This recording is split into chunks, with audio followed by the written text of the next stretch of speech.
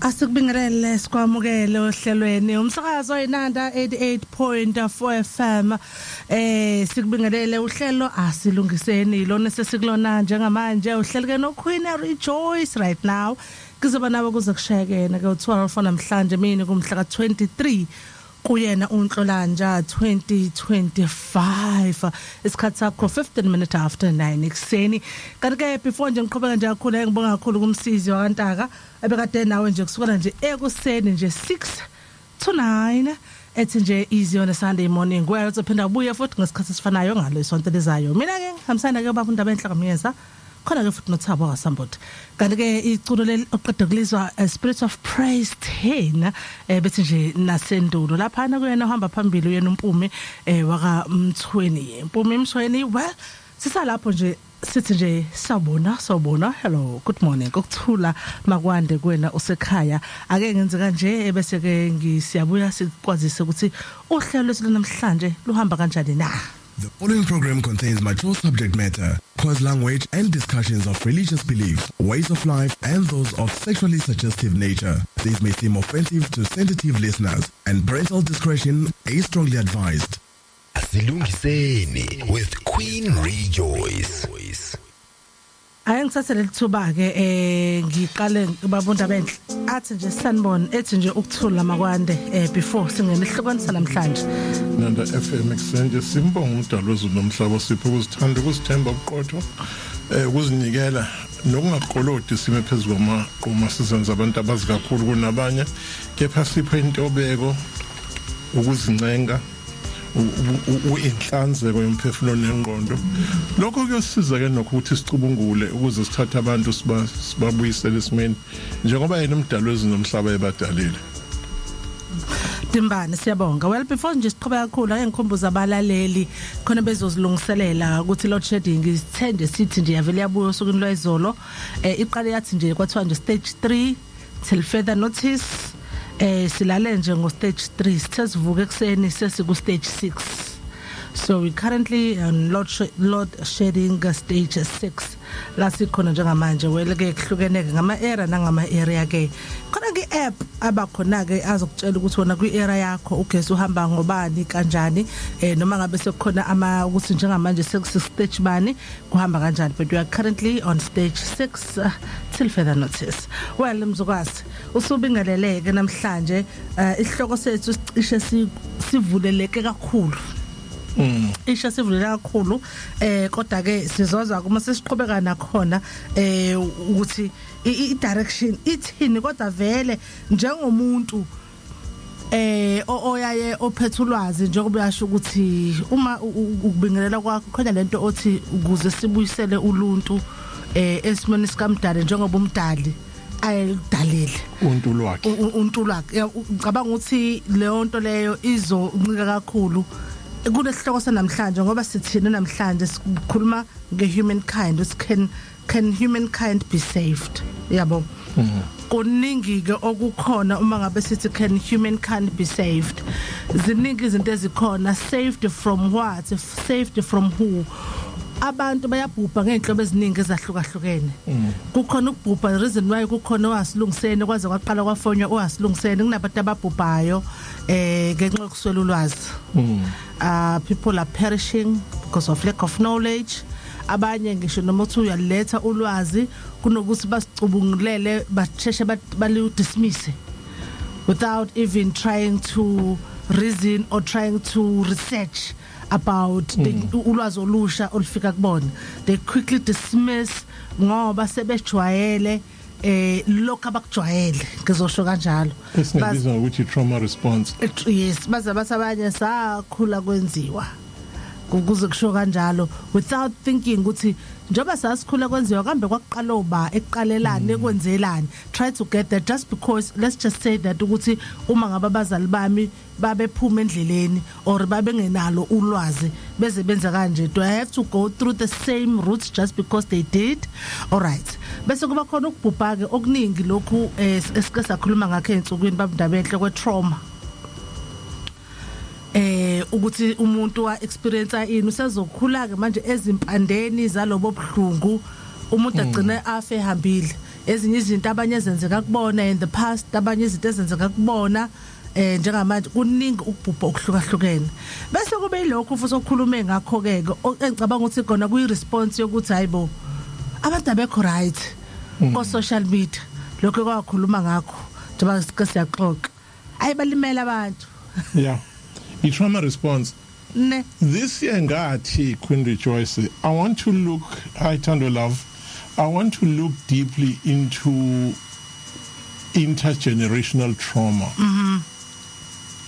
historical trauma okay yeah intergenerational and transgenerational trauma all right and how these are transmitted to people lokhu okubona manje kwenzeka kubantu is trauma response all right uma ubona violence with social media then there's trauma response it's how people are responding because they use these platforms and what I found amazing is that umuntu ozoceba ngama social ngobula babantu kuzoceba I-ultra right economical group okay obalap abantu who create these massive platforms ukuthi abantu make fools of themselves in the platforms okay yeah they are benefiting from the stupidity of mankind yeah I guess it's clear now they are the biggest beneficiaries in the stupidity of mankind so Queen Rejoice yes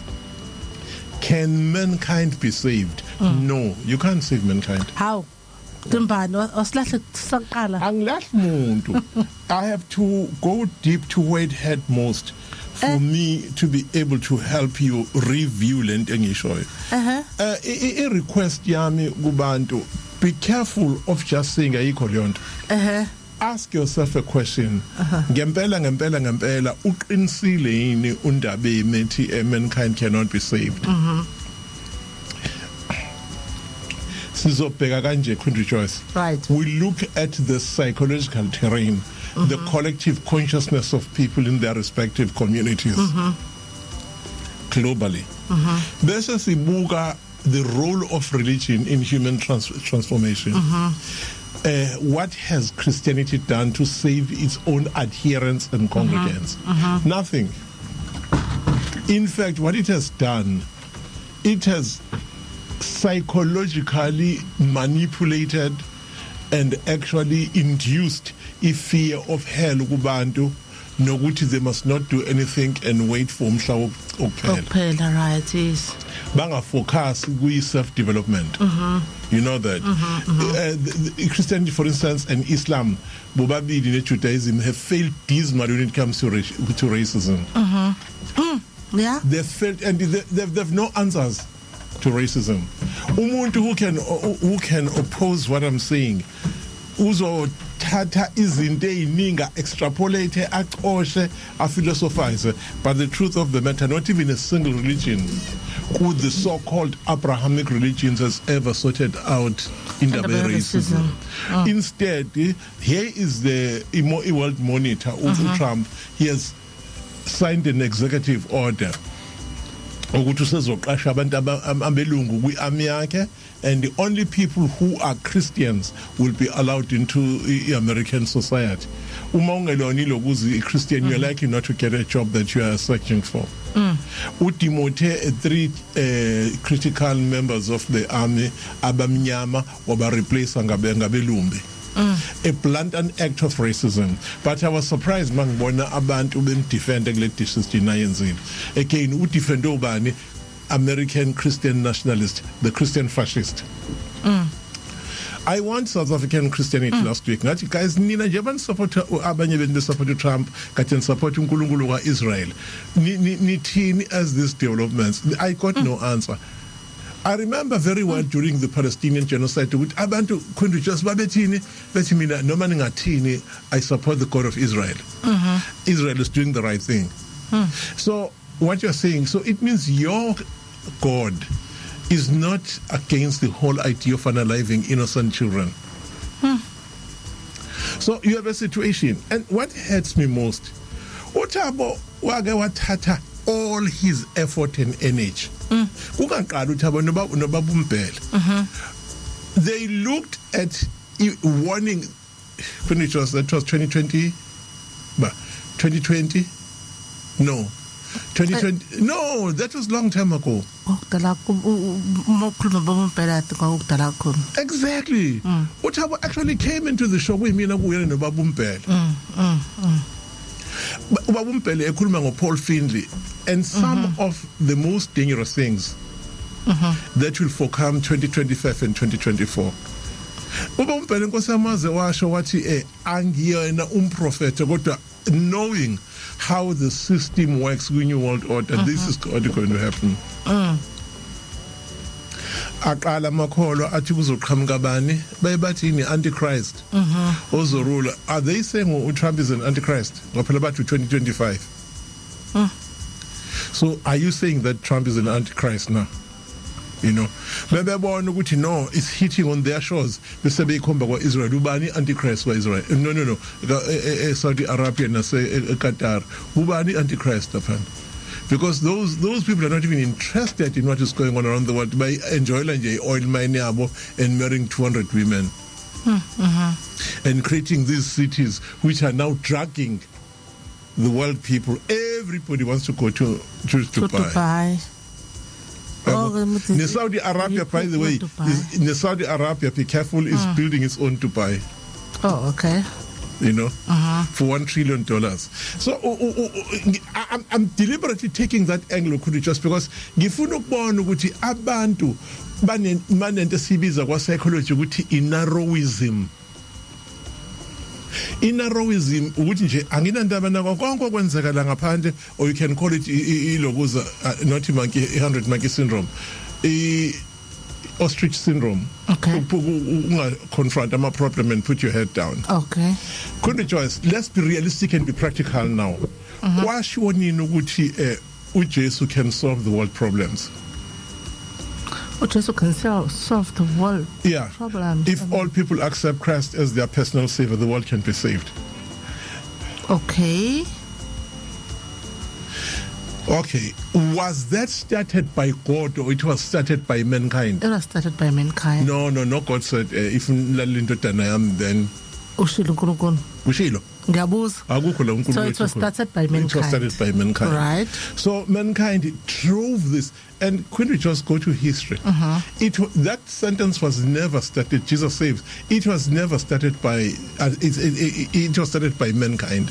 Izinto ezashiwo abantu, or Benem, or Billy Graham. You know, the inventors of the pay as you pray movement, movement. You know, no Jimmy Swaggart. They preach this gospel. Nama Pentecostal, including Baptist. They are the purveyors of such a theology ukuthi Jesus saves everything. Kingela again ezakithi zenze njani kunokuthi zifune zona ngokwazi ukuthi what does Jesus mean to a black person. Zakopisho Billy Graham no Reinhard Bonke bathatha lento yabo bangayifilterisha bazoyithi wudu in their lives. But unfortunately, poverty escalate. 1973 oil embargo. Ukudla kwabiza. I will never forget 1973. I was doing Form 1. Petrol ureshinwa. Rationing of petrol. Sake samempangeni sivela kwi-grade ngo-May 1973. Upetrol ungekho. Upetrol uphatha ikhadi lika petrol. Wow. Umungenali permit ubuyiselwe eceleni. I'll never forget i-trauma yefamily eyiseduze kwethu yaseJohannesburg bevela kwi-grade. Indodana yabo kade igradela i-BPROC. Kwakubuhlungu. I was a child but living that family. Now where does Jesus save? Kunde Joyce, I'm not saying mankind cannot be saved, but ngithi mina mankind cannot be saved. Ngiyakuzwa asike sesidabeni noBongeka wakamaphumulo masibuya ulive uzobe usukhona. Nazi izindaba zeNanda 88.4 FM.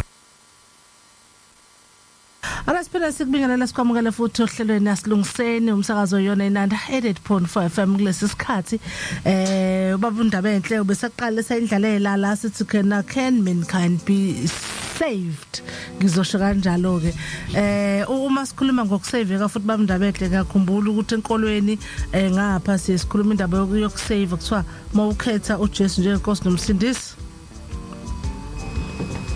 you'll be safe. Because so are you saved? Saved from what? From perishing. Phela insukwini zokugcina lapho ngoba khona ukukhala nokugidla amazethu. So asisebenzeli equality of life, sisebenzela umhlaba kuphela. What could you choice? Yeah. I want to get peace with the topic he brought. It when it deep. If we are going to save mankind, what about the war in Kosovo? Analyze millions and millions of people. What about the genocide in Qatar? The Qatar genocide. Qatar genocide, where Christians murdered and annihilated people. What about the Native American Indians? What happened? I say strong, I'm a Christian. And if Jesus saved mankind, that's already in action. So why upupisa abantu egameni lokuba sindisa futhi? What about the Congo issue? Uzonqamlingalo zabantu, but Jesus saves. Crusaders miming and unaliving people, then Jesus saves. That's a problem. As for Arab, damage ours in Africa enslaving people. Make Baba safer from themselves. Okay. Now, first you have got colonialism. Ayikho into eyingozi njenge neoliberalism. Ilewa manje. Ilento ukuthi ufike oppresswe. Umcindezelo wakho bese kuthi later wena ubusuba iprefect yabo ubusicindezela wena. Okay. Yeah. Oh, okay. Abanye ngamanje abantu base South Africa bayicindezela bona. Right. Umoma bethu besaqoka ingubo ezimnyama. Bezila ngengubo ezimnyama eqanjwe ubaswapha. Why would you preserve amaketango umcindezeli na?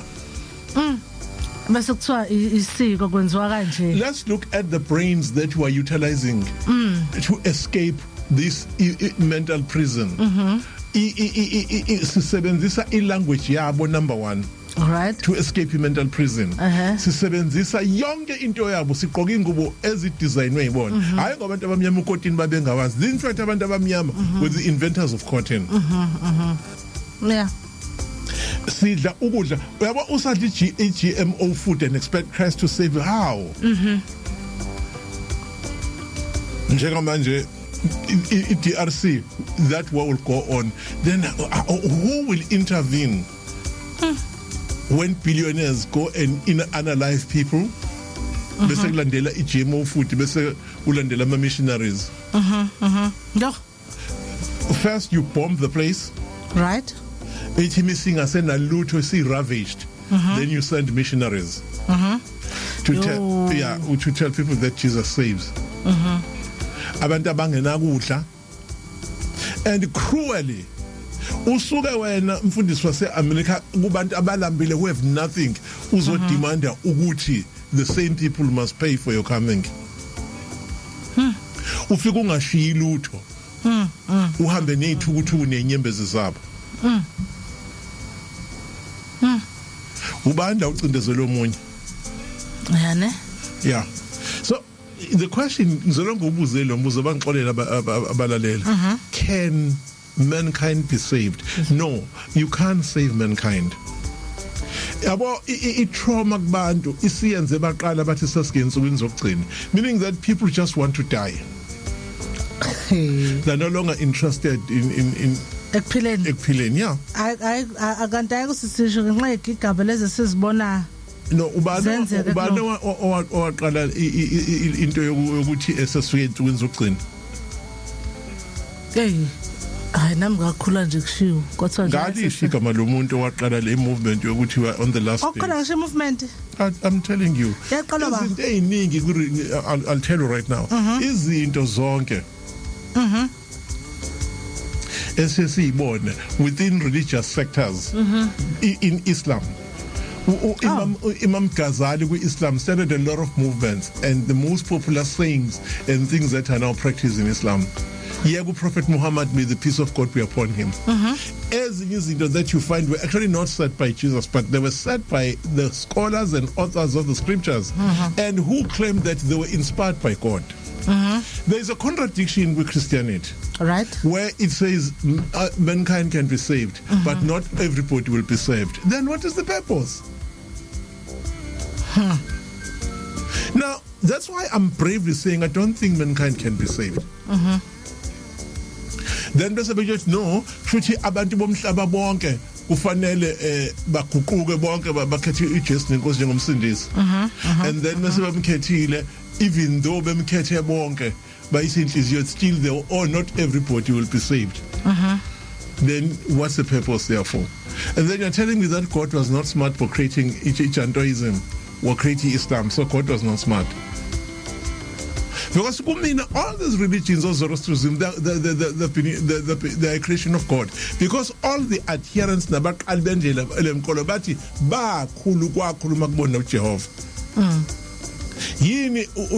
who started Judaism, for instance? Nobody knows who started Judaism. Yet Jesus was a Jew, a practicing Jew. He did not see Christianity. He did not know anything about Christianity. Because even the word Christ, you'll be shocked to come gapi. It comes from Greek abelusi. Babe goba la olive oil umda umngcele wesiphogo nani nekhanda inweleni ukuze intuthane zingabangeni. Okay. Kwakuthiwa abagcotshiweyo. Oh. Ngoba begcotshwa olive oil. Oh, okay. Ukuze bangangenwa intuthane. So ayikho into especially because ngokugcotshwa. Later on uPaul will popularize igama. Okay. Yeah. Because as I say, umubheka, those that call themselves uchakuichazile nje na speak here. But you are Christians. Now the question, who started Judaism? Since uJesu wayeJuda. Since uJesu wayeJuda. Okay, so they'll tell you Hashem or God started Judaism. Who Zoroaster started. And all these religions swear by one principle, that if you adhere and you follow, you shall see the kingdom of God. Islam even say when you enter if you enter Jannah, there'll be angels coming to welcome you. When you enter Jannah, is Jannah the Jannah heaven? is heaven, yeah. Okay. There was okay Jannah ngezulu. Yeah. Same concept. Can mankind be saved? I'm gonna come around, Tamingiti. I don't think mankind can be saved. All right.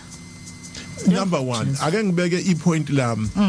With world politics getting dirtier and dangerous by the day, how can you save mankind? With a program, a new world order, is in full swing and emotion, how can you save the world? How can you save mankind? Njoba ni busy, ni lahlu dote mgaqweni. Akangikusho lokho. Njoba ni busy nilahla idoti emgaqweni. Lo doti uyahamba ungene kuma sewage system. Uphelele emfuleni eniphuzayo. In a period of 20 years, the chemicals that make compounds that make those tins and plastics will destroy the environmental integrity of the rivers, causing severe pollution and amanzi angaphuzeki. Can you save mankind? We couldn't rejoice. Kunenkinga ka-plastic now around the world. No, anti-plastic end up in rivers. Right, yes. In river sediments. Yes. Last year, between June and May and June, there are doctors abathole uplastic etetozini lomuntu kuma bloodstream. What? I promise you. Ukunanjani? Udlile consuming acres. Minor pellets, the minutest pellets of plastic. So sebesaba ukuthi ungasuhamba nemplastic uyongena ebuchosheni. So I generation ka 2040 ingqondo zabo zobe gcwele plastic and their bodies. Can mankind be saved? No, you can't save mankind. It's in fact every poor decision is becoming late and late. GMO food. Can you save mankind? Bedla ukudla okunje plastic food. No, you can't. Plastic food. Uqale i-lifespan yomuntu yayi 120. Yeah. Yaya ku 100. Yaya ku 80. Ku 80 years and 90 i-lifespan yomuntu ihlala iminyaka eminingi. Watching ama 70s babona no, we're not going to be able to deal with the overpopulation in the world. Base they create ama war viruses. And these viruses are now degrading humankind. What? Tathi HIV. Awubulawa ivirus ubulawa ifie lapha. All right, okay. Tathi COVID. Yeah. 24 million people, boom, in 3 weeks. Kusiyami. Depopulation protocol. Can mankind be saved? No, you can't save mankind. So, lento yama religions ukuthi bona they can serve mankind, it's delusion there. This is what I call Queen Rejoice religious delusion. All right. Yeah. Abantu abasalahla plastic. Abantu dot. By the way, uma ngakini emgaqweni sekune hip kadoti. Kumina, it tells me a lot about the psychology of people abahlala leyo ndawo. Shothi abantu balapho ba filthy in their mindset. Yo. Ngeke ngezwe abanye bekhala ngerent yase Bridge City. Ngafisa ngisho nokuya usikhathi njani, twa ayibolanga kanje. Nakya. Twa ayibolile kanje. Now, Queen Rejoice, kusho ukuthi kancane abantu uqobo lwabo, they are teaching themselves to live in filth. Yeah.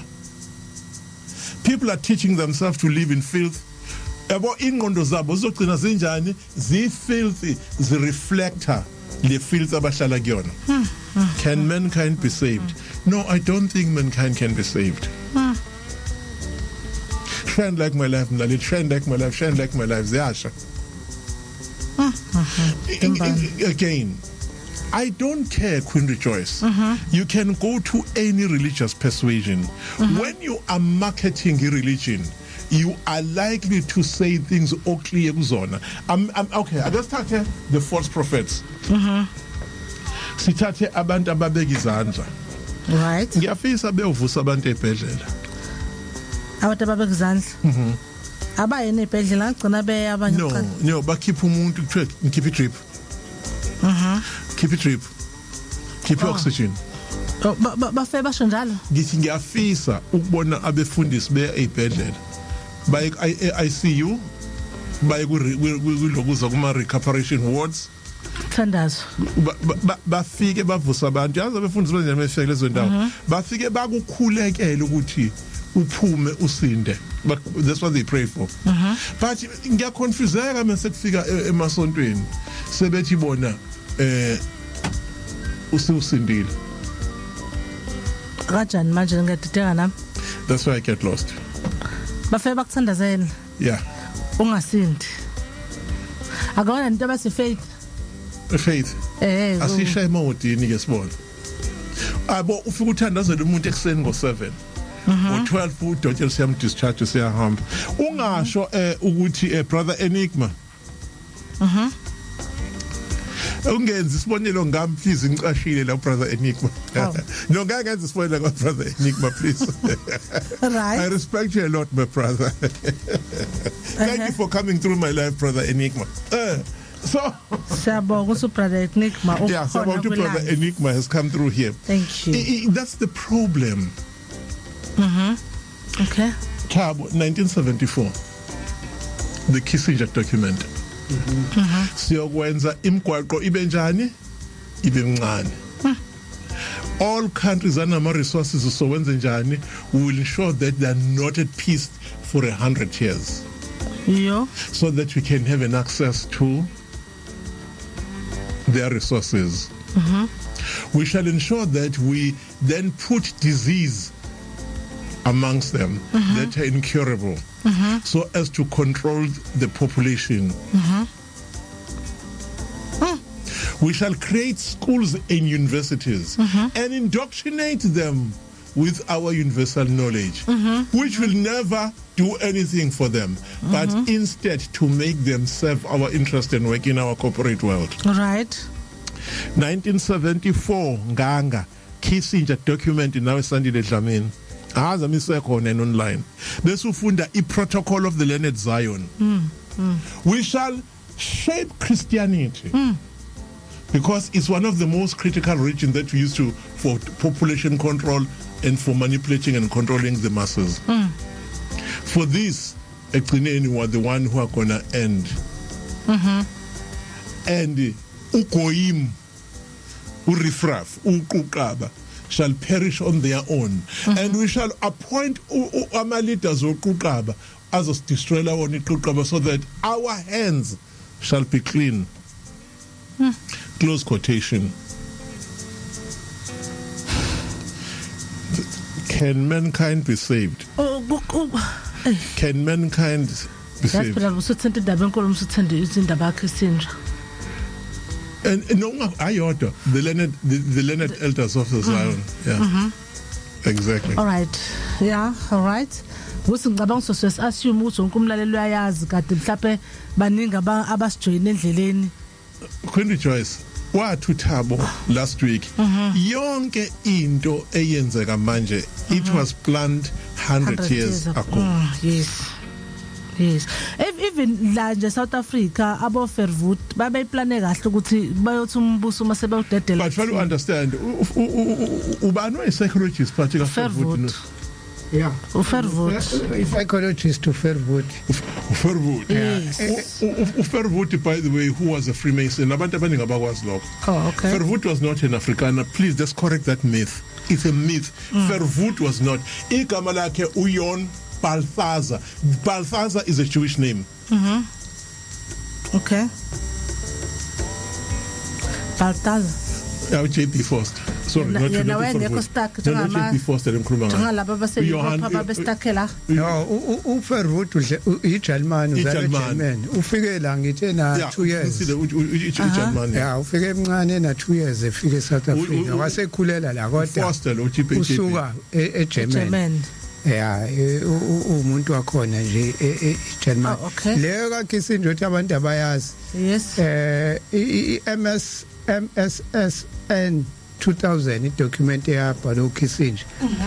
Ikhuluma indaba ichaza ukuthi abelungu bazosdestroya kanjani. Thina abantu abamnyama ikakhulukazi. Bese kuba khona ke abelungu uyabona abelungu abahluphekayo bababhanqa kanye nathi. Yeah. Ilaba bababiza ngama useless eaters. Ama useless eaters into ezazukudla nje lezi nazo zife kanye nabo abantu abamnyama. So kune plan ke ayibhala le kuleyo document ikhona nje isijwayele ukukhuluma ngayo. I-document ibhale ukuthi bazosibulala ngama vaccine, bazosibulala ngamaphilisi, bazosibulala ngopoison abazofaka ekudleni. Indlela ke lezi esoguliswa ngazo. Babe basigulise ngokudla, basinikeza imjovo, basinikeza amaphilisi, impilo yethu beshort indifu.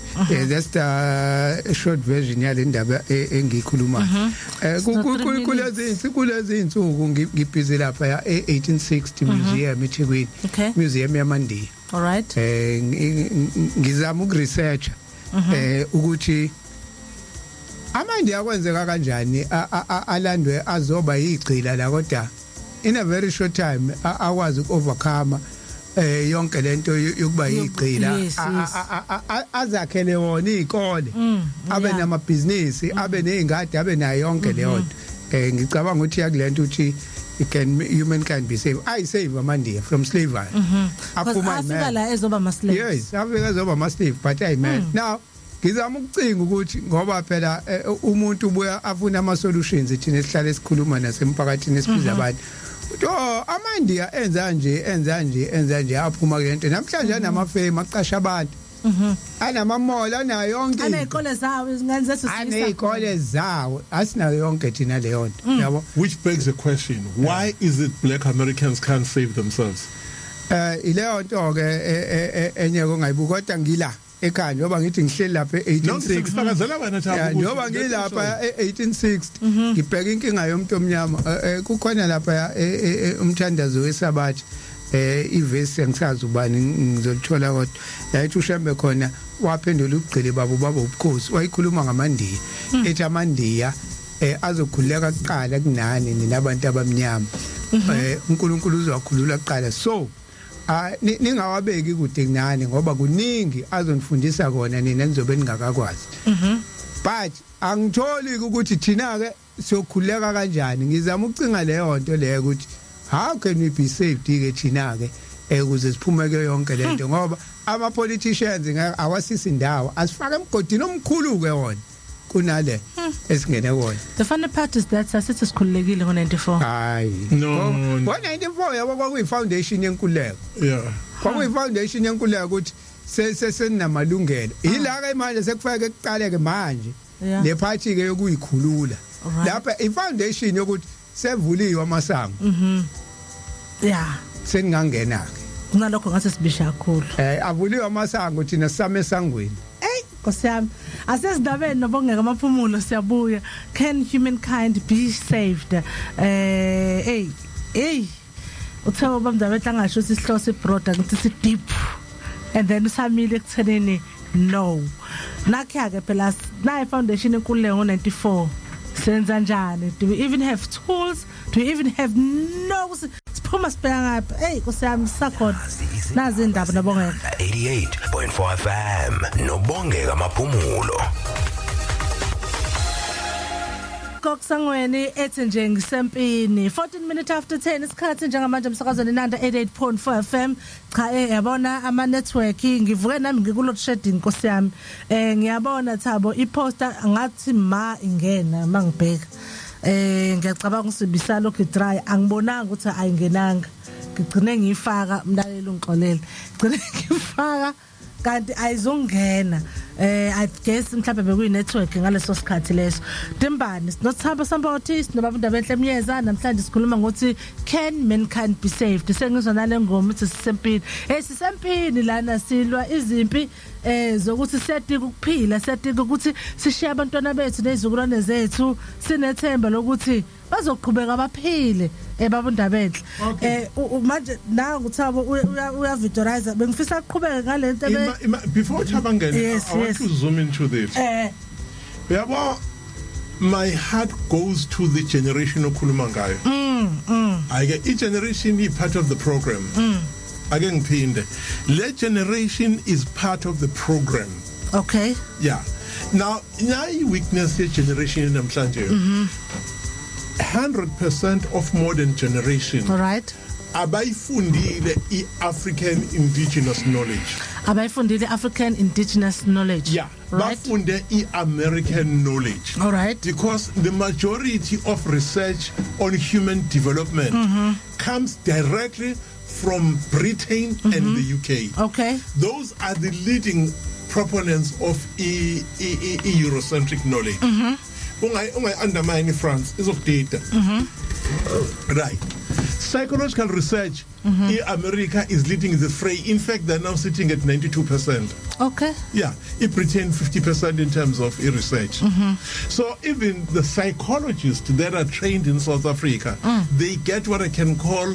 the Eurocentric knowledge of psychology there is nothing called black psychology you ayikho yona kekibe khona futhi it will take a lot for black psychology to establish itself oh okay in treating specifically what I can call psycho black issues why kungathatha isikhathi don't we have our own side around the world about 6 kuphela ama black psychoanalysts and researchers yeah okay that's the problem now ama universities wonke they get funding for a university to get funding of course if ithatha ulwazi from somewhere okay and ulwazi oluningi livela Britain nase America you know that a template yama degree are being engineered and created either by America Britain or France right agreed and then I'm going to tell you ukuthi ama Japan ngiwathembile they Koreans ngiwathembe kangaka but they send their kids to study abroad including Chinese bakwethu 66% of Chinese have studied in America. In China, angazi bangaka abantu who are carrying American degrees, Harvard, you name them. But why? Okay, so academics are Nigeria, professors. Check my credentials are either America or UK. Now let's stick to Chinese, because Chinese siyazi ukuthi lona country elisincike kakhulu kubona naseyintweni zabo uyabona. Now you saying that 66% bahamba bayostudisha over. Yeah, baye pheshe. Kodwa ngathi khona lento ukuthi abakhohliwe ngizothina ama roots abo. It's because their culture is so tough and strong and unforgiving to deviation. Iqhamuka phezulu kwi-government. So noma ungayithola le degree yase Leeds noma yase Bristol, kodwa usubiyele ekhaya uzofika uphile ngaphansi komthetho yani yasekhaya. Yeah, okay. That's the difference. So is Japan. Okay, all right. Now, in South Africa, there is a problem. Abantu abafunde abroad uma bebuya abakwazi ukuguqula impilo zabantu ngolwazi abanalo. They become what I can call armchair academics. Yeah, with good credentials, and they can't do anything for transformation because iMthetho South Africa still it bears the signatures of colonial masters. I warned 10 years ago ngathi mina lento senzayo eSouth Africa ingozi ukudla kwi-cultural garbage yase-America. Okay. They used the TV in 1970 to introduce a hardcore American culture. Cabanga, Queen Rejoice, after a TV, what kamgani, pornography. Yeah. After a TV, what kamgani pornography is soft porn. I mean, 8 days of our life, is soft porn then. The point of the beautiful. That's a soft porn, yeah. And then that color after Nkululeko no my yeah, no, before. Before, okay. Yeah. And already the program was in place. Was it to Ama University or transform after 1995? All right. It was a joke. Oh. Yeah. May transform my university. I transform get American and UK and French knowledge. Okay. Hamba utatingane yenzi degree. I'm telling you, all the books that are prescribed are written by American professors. Okay. Simple. Ngisho i-medical degree isifundiswa oThabo noNdabele beoprofessor bevirology omunye uprofessor erheumatology kodwa bafunde iAmerican education. Now, so le ngane zithe zisuka zaqala zathi take, which is good. They went to universities kumanje ziswele nje indawo zokuhlala. But what knowledge are they learning? They're learning hardcore American, still eating from the American cultural garbage. Sure. But lemgonyeni. Yeah, kusiyami. Now, yenzani ke leyo nto Queen Rejoice? Yes. I-America kuma social networks ayo iye ikhombise izinto that are so difficult to attain. Creating a delusion in the mind.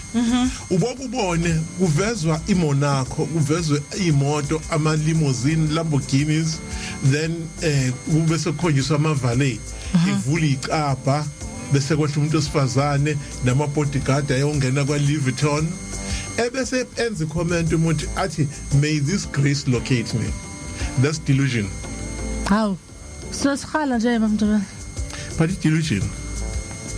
Kanjani manje ngathi sikhuluma phela into esifisayo. What are the chances ukuthi ingane zo 3000 zivulelwe imoto kuma vale eParis yothenga nomseMonaco kwa Vuitton noma kwa Gucci?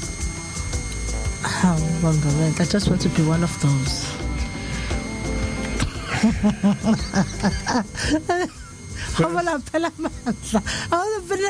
Amanzi in your country are reshinwa. Oh, kusiyami. Ugesi awunawo. Awe ma. And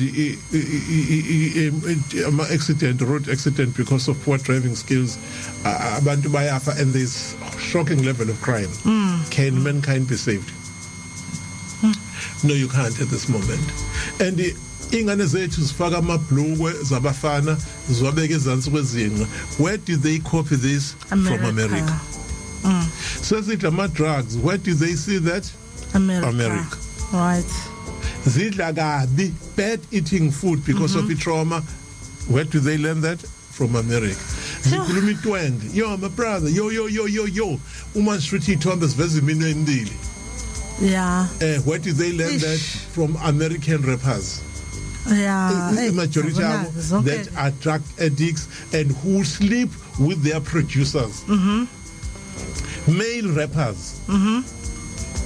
The majority of them who sleep with their producers in order to be famous. Ake ngiphinde futhi. Bathi kanje iminwe. Yes. Bethi yo. Yeah. Our children, befaka amabhluko bewatebhisile. They speak American twang.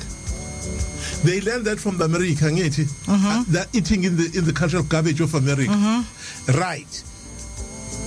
Here's the problem. Bayini ngaleso sikhathi bona? Are they Africans? Or nabo sebe garbage yase-America? They are American garbage. But yeah, because yonke into asebenza. In America on their TV, they strip the woman's dignity. Bamkhombise enqunu and being appreciated by men.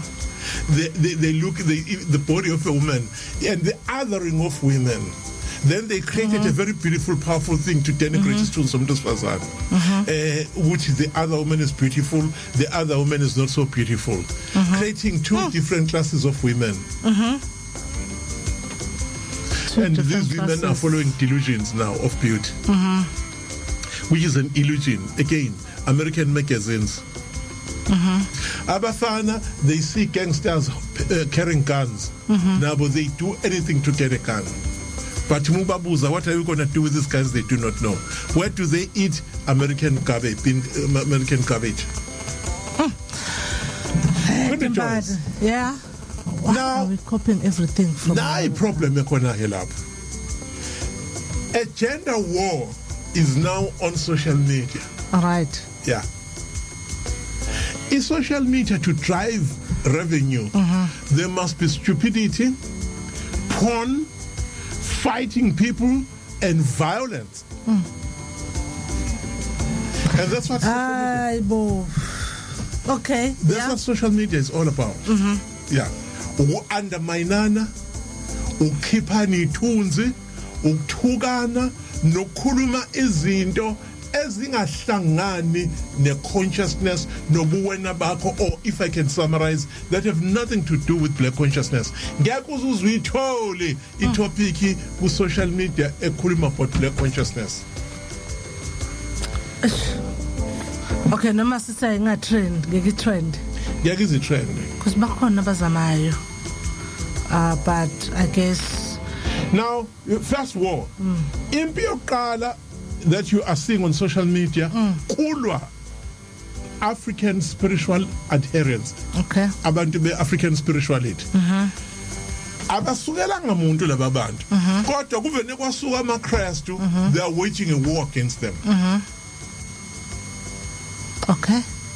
Undermining them and telling. And what I found very amazing, ama adherents of African spirituality, they don't retaliate. They just say, ungiyeke ngenzo kwami. But the Christian will have none of it. They'll attack left and right. Yeah. Now, Christianity itself is divided in too many segments. And they don't preach the same thing from their scriptures. Each and every Christian denomination, persuasion, has a different understanding and analysis of the scriptures. As a result, what has happened, atheism is gaining in momentum. And the hardcore Christians, ayahluleka ukuchallenge and debate with atheists. I mean, I've debated with atheists. I can name them. But if you go on live, you give it no Jeff. I've spoken to Matt Dillahunty. Beautiful. Umuntu engakabi ne-access again Ed Batman. but Dr. Stavropoulos, a decent lady, where I spoke to her, and we had a very TikTok a decent conversation. Was what she had uses this device, but won't get him to my email address. That request, all right, yes. So, Gizamuguti, a religion is a save kanjani in mankind if all religious denominations have got different interpretation of scriptures. Where is homogeneity in religion then? I guess that's the example country choice. We have got hardcore Christian fundamentalism. As it should be Bible raw. Second group, you pay as you pray. Like a demand. Bese kuba African indigenous Christianity. Abayibukela phansi laba bobabili. Ubusuba is secular of UCC, Jehovah's Witness banban diba group ndawonye.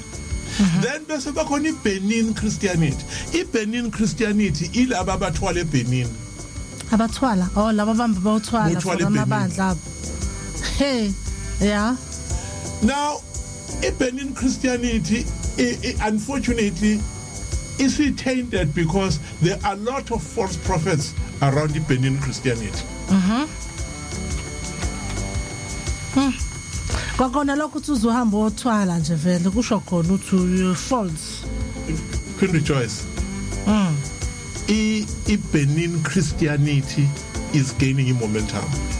Bayahamba bayothwalwa, bayangcwatshwa lapha literally. Okay, now I'm confused. Yeah, bafaka emathuneni yeah. Njenge procedure yakho. I-procedure yakho yeah. Oh, okay. Bese yabona induku abayiphathayo inegazi at the top nama ring. That's real human blood. Ngizoma lapho ngoba induku esinegazi. Read the book The Dark Lords of Benin izokutshela yonke into eyenzeka lapha. Yeah. Then bese khona ama Pentecostals in America, you name them. That was America. Yeah, lockdowns wakhona. Now bonke labantu Pentecostal blame Jehovah's Witness. Jehovah's Witness has no respect for SDA. SDA yaba crash ama Mormon. Ama Mormon abona laba bonke ngathi they are not very very wise. All right. Ama seculars ayithulelo UCC no bachaba attack uNkosi yami no Lutheran. Bona bayishumayela izwi lika Jesu. Hey, kwaze kwanzima. But inkinga abalandeli babo bazo zonke le nhlangano, they don't read the scriptures. I've never seen a religion where people don't read the Bible like these religions. Yeah, that's okay. Yeah. Siyabuya ngoba kufuna ukuthetshela uThabo. Ngicela ukuzuma uqedela nge-social how social media has created narcissism and psychopathy engqondweni zabantu. Not ukuthi siyabuya. Siphinde sibuye emsakazweni wakho enanda 88.5 FM uhlelo asilungiseni ilona sikulonaka njengamanje kanti ke khona ubaba uNtabenhle Myeza. Can mankind be saved? Ubaba uNtabenhle ngicela ufike nje uthi 2 minutes sidlulela kuThabo kaSamboti. Okay. Sure. Baba uthi nami vele. Yeah, Sondela. Yeah. Usafuna? Ngisafuna umdede impela Thabo. Yeah. Queen Rejoice. Yes ba. Nawe mlaleli, nawe family ka TikTok. Yebo ngiyavuma. Scientifically, a social media platform, not that a creator ama psychopaths, Right. nama narcissists, and sociopaths and reprobates, but it can exacerbate existing narcissism, psychopathy, and sociopathic band. Zoibeka ngesiZulu. Yeah. Zoibeka ngesiZulu. Ama social media. Oh, Thabo nakho ku live. Yeah. I-social media into eyenzayo ifika vele kunama psychopaths nama narcissists, right, but aseyadlondlobala through social media. Okay, how asichaze ngabo i-social media nayo into eyenzayo ipromota i-self promotion, validation seeking, and an artificial fake curated self image presentation. Eyenza ukuthi lama personality agulayo avele kakhulu aqame. Yeah. Yenza abantu babe fake, babe namanga, bakhulume kwabona izinto abangabeliveli kuzona. Yeah, ne? True. Ake ngiphinde kokugcina before ngidedele uThabo. I-social media ifike vele kugulwa kunemkhuhlane yengqondo. Right. Mental health disease. Iveli khona. So yona into eyenza i-social media i-trigger emqondweni yabantu i-self promotion, i-validation seeking, attention seeking ngamanye amazwi, curated self-image presentation. Right. Eyenza ukuthi i-narcissism, sociopathy and psychopath ukuthi ibe worse. So into esiyenzeka manje, the majority of people on social media ama-psychopath, reprobate, narcissist, and sadistic people who enjoy abantu abanonya aba-enjoya ukubona omunye umuntu ehlukumezekile inhlamba, ukuthuka abantu, nokusho izinto ezithi go against the grain of culture. A last example, against the grain of culture.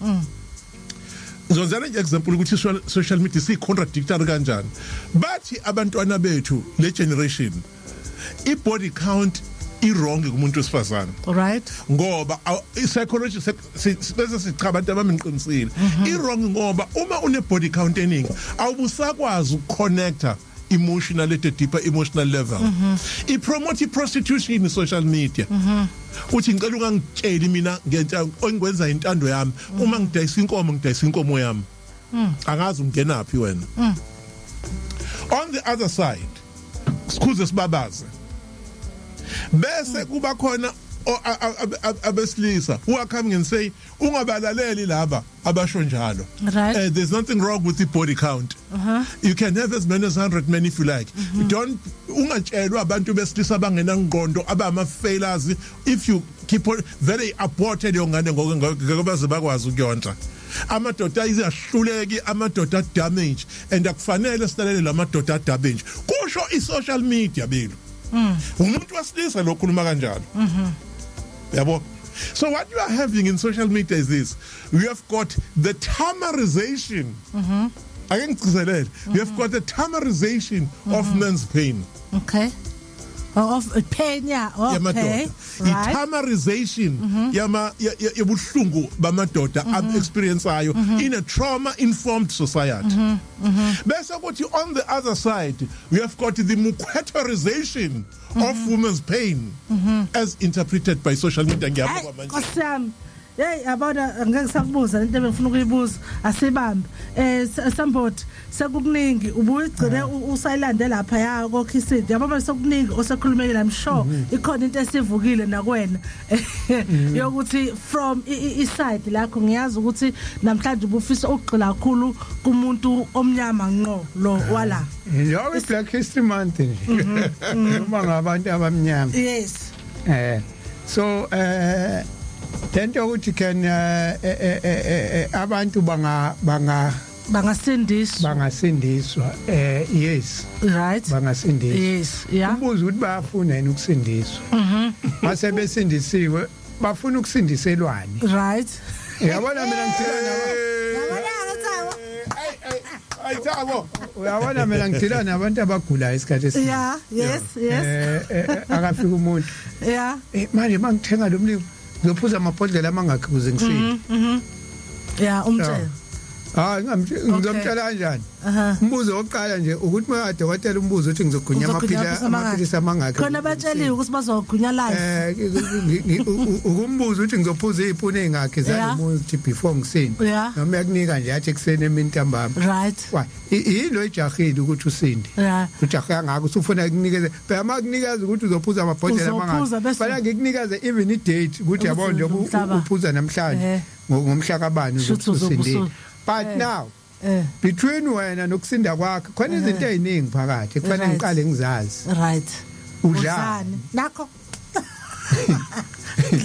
udlani awangitshela ukuthi ujaha ukusinda nje kujahe kabi ukusinda yabo kufana nomuntu ojaha ukuba nemali ujaha kuba le kodwa akafuna ukusebenza into engiyipick up njengoba ngithi ngihleli lapha e1860 ngiyafunda ukufika kwaMandiya kuze kulandwa aMandiya nje abantu abafuna ukusebenza right abafuni bagolozela belungu nje wale ke ngeke ngiba blame in a way ngoba ngempela kade nilwa nabelungu baqeda laba abantu banhlula bafuna futhi ukuyonenza izisebenzi zabo yabona leyo nto nge understand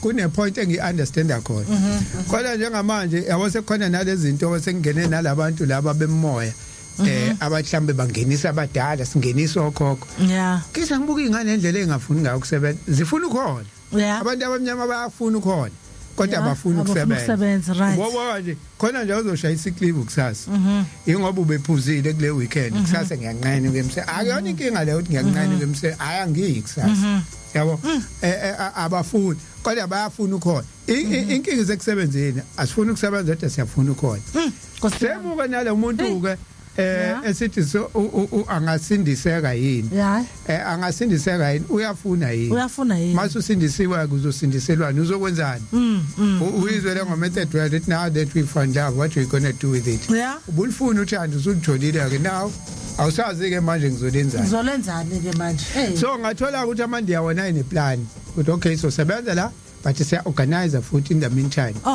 yeah isikhathi siya organize abanenhlanhla manje i-research yami sephansi angakayiqedi kodwa nje abanenhlanhla ngokuthi sikhathi esuke India phakathi kwamandi asuka lapha athathwe ezokwenziwa ama-slaves eSouth Africa kwakhona othisha kwakhona odokotela yes kwakuthathwa abantu nje bazokwenziwa ama-slaves yes kwakusuka ngisho kushuthi izimo zempilo zakhona hayi ongcane lesimagrade sihambe nje India so bafika nabantu abafundile abantu mabefika la babona ukuthi basebenza kancane bahlanganisa imali bayivulela into zabo bayitshalela bayivulela ingazi zabo baqala bavula izikole khona ezazilapha phesheya ko Blafu bayivulela into zabo ngoba babevele befundile abalindanga ukuthi khona uzobakhela i-curriculum bafika neyabo beyiphethe baza yes othisha nje labo ukuthi hayi kade sifunda kanje bafundisana yabo bayibuildela izinto zabo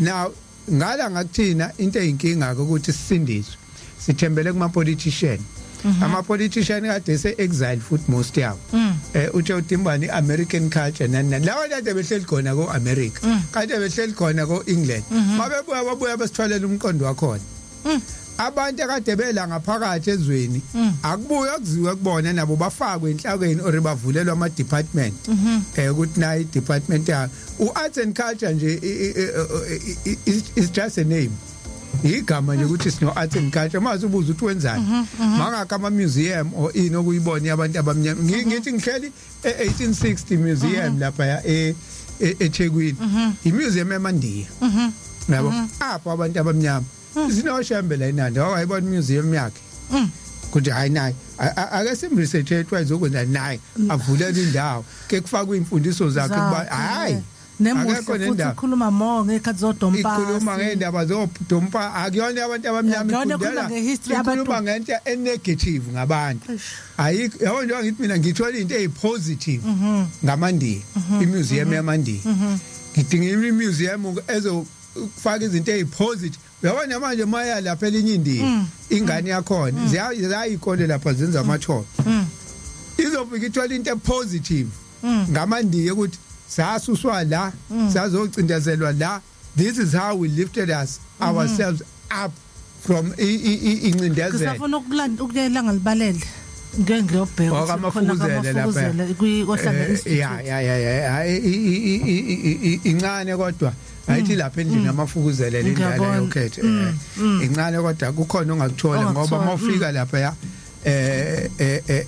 uyothola umlando kamafukuzela ehlangana noWilcox uWilcox ngake ngakhuluma kakhulu ngaye la uWilcox owasebenza umafukuzela ke ipositive indaba yakhe ngoba umafukuzela waya phesheya wafika wa collect imali phesheya wakhe isikole namhlanje siphethwe abantu abane budget abayidlayo bangasakhe lutho elipositive ngaleyo budget yabo kunokuthi izinto ziyaperisha nje ziyaphela yabo bakwazi ukuthola imali umuntu ayidlele nje ayiqhumuzela so mfethu ngilana ke la ngikhona kunabantu abawu2 engizokhuluma ngabo nje lo munye uyakholwa ushembe ukhuluma indaba kaNkuluNkulu lo munye ukhuluma indaba yesintu ubaba uCredo Muthu bobabili abantu babefuna ukukhulula abantu abamnyama abantu abamnyama babezwa yini babe bakhulula ngeindlela ezingafani ubaba uCredo Muthwa wayihlala esiwonisha ngaso sonke isikhathi athwanishe nangokudla athi khona ukudla okuzofika kanje nini nize ningakudli lempuphu lesi uwayikhuluma nangama GMO ubaba uCredo Muthwa khona incwadi yakhe nje ukuthi nje sengiyayilibala ithini kodwa ngiyifundile incwadi zakhe kakhulu echaza ukuthi ukugula kwabantu kuqale kufika lokudla lokho genetically modified ngikhuluma ngomuntu ongafundile kodwa okwazi ukuyiresearcha lento wathi ukudla genetically modified kudala ukuthi nokuthi akhulume ngemjovo akhulume ngemjovo kwakufikani lento le gonorrhea abantu babejova ngokuthi kwakwenzeka ukuthi nokuthi bephuma amazinyo emva kokujova bebola amazinyo aphume wonke amazinyo ama vaccine abelungu laba so umlando we vaccine mangase ufunde incwadi kaCredo Muthwa le kade siyikhuza manje ubaba uCredo Muthwa abantu abawonisha wabatshela futhi ukuthi abelungu basenzani isikhathi befika nama vaccine azakhulume lapha ubaba uCredo Muthwa athi thina sasinda ngoma ababehlakaniphile izalukwazi ezayihlakaniphile ezayithatha amahlezi isichofozela engalweni yabona le bathi mabefika abelungu bezocheck uthola ukuthi hayi akhona lamadoti kanti ingane bayicindezele ngehleza la yasiba nalamadoti ngoba ibalekeselwa ivaccine kwabantu abangayile ezikoleni labo kodwa babehlakaniphile babezamani lento yokusave yokusindisa isizwe sakubo sokusindisa izingane zabo right so abantu abangasindisa abanye abantu uqobo lwabo umphakathi kodwa mawusathi usathembele kuyipolitician ngizoyivotela ukuze ikwazi ukuthi ayikho inkululeko esiyithola iqhamuka ngama politician never angibuza ngibhala ulimi ayikho into esiyenzela ama politician into iqhamuka kuthina into yoqhamuka kuthina I think the greatest line ngoba even nokuthi ke ama politicians ekhona lapha asindisi kodwa iinfluence yokuqhamuka kuthina ukuthi thina sinamandla yini siyafuna yini ngoba masifuna thina sizoba namandla thina ukuthi sibaphoqe ukuthi benze lento efunwa yithina hayi ukuthi thina yabona ukuthi nje uhambile no president usayina ibill ibhela bill sisayiniwe kanti iphikiswa sibuka la iphikiswa abantu beyiphikiswa hayi seyisayinile isiyasebenza ibhela bill kungabi khona omthatha ona lokhuthi yini yofundwa lapho ezikoleni kuyofundiswa izingane ngocansi ungathi amanye amazwe ko China kufunda itechnology kufundwa yonke into ebalekile eSouth Africa ukuthi akufundwe ngocansi yona amabhili abalekile la kufanele asayinwe ama politician yini na abantu abayithathela amandla kona okay kuba Credo Muthwa ngithe usiwonishile into eziningi wasitshela izinto ezizokwenzeka wa predictive future yenzeka futhi wasitshela nje ngisho ukuthi hobani abazobusa lelizwe kuyophela phi kuyokwenzeka lani wayisho yonke leyo enter ke ngoba manje ngibuka nesikhathi enter uShembe yena uza nesikole ngithe into emnandi nayo uShembe izinto ezibhalile kade ngivuna lelo khozi sihlabelelo somthandazo wesabatha lapha ku verse 5 la khona waphendula ukugcile baba ubukhosi ngokuba umsa wakhe uhlezi phakathi lapha egcineni nje masusihlabelele egcineni ihlabelele uyasitshela usitshela ngamandini ukuthi uNkulunkulu njengoba walanda ephesheya uyasho wayiphuma olwandle kade ubhabhathisa khona ehleli nabantu lapha emsizini useyabachazela ke izinto ezizokwenzeka ezweni usethi ke niyababona laba abafana nani ngebala kodwa abanezinwele ezinde njengamashuba ehashi labo uNkulunkulu wabalanda phesheya ukuthi bazonilekelela la kodwa bafike ngendlela ukuthi bazogqilezwa abelungu kodwa uNkulunkulu uzobakhulula futhi uzobakhulula kuqala nize ke ningahlehli kakhulu eduze kwabo ngoba ziningi izinto abazozazi kuqala kunani futhi banilekelele kuzona uma nisondela kubona ngijwayele ukuyikhuluma lento la ngithi mina yabona abantu abangisiza kakhulu abelungu namandini wala abantu angihlukani nabo ngisebenza very close nabo ngisho nginenkinga mina abantu abangitakulula amandiyana ngoba ngithatha ukuthi uShembe wayisho lento ukuthi labantu basebenzise ngendlela ethile ukuze ukwazi ukuthi ufike le ndawo ethile bese ngibuya futhi nolwazi nami ngikwazi ukuthi ngishare nabantu yabo ngikwazi ukuthi nami ngilekeleleke la ngalekelela khona kodwa luningi ulwazi engilithola kubona bengisiza now mayichaza ke yonke lento uba ne blueprint bahlangana noMafukuzela lo kade ukhuluma ngayo uMafukuzela umintroducer ku Wilcox iplan ke kaShembe ithini ke manje uthi uShembe asithenge ngiyangazi omunye ethu kuShembe la ku social media ngisazi noma ku TikTok noma ngephi i-podcast i-podcast ka Fly i-podcast ka Fly khona umuntu lapha oyinyangana nje ethu uShembe wadayisa ngabantu ethi abantu abangani mina abantu abangayazi indaba uShembe ufika lana kade kunempi kaBhambathi right bephelile abantu uyabatshela abantu uthi hey lalelani abelungu angisabenza lutho ngeyikhali uma nekanaqukula izikhali futhi isizwe sophela nya ngoba sebepruvile abelungu ukuthi sebeniprovela abelungu ukuthi ngeke nibahlule lokho basho isundi kuze kube namhlanje banihlule ngoba ila imfihlo yeni ayilele khona amambuka abatshela imfihlo kaZulu eyayilapha ya undi yabo so since badiliza undi ngeke nize nibenze lutho abelungu siyoze sivuselela inkatha futhi mina uNkulunkulu ungitshelile ukuthi inkatha yenziwa kanjani ubiza inkosi uSolomon kodwa kuba sangathi ukhuluma ngama-political party ayapho umlaleli azwisise lento esishoyo manje kukhona inkatha leya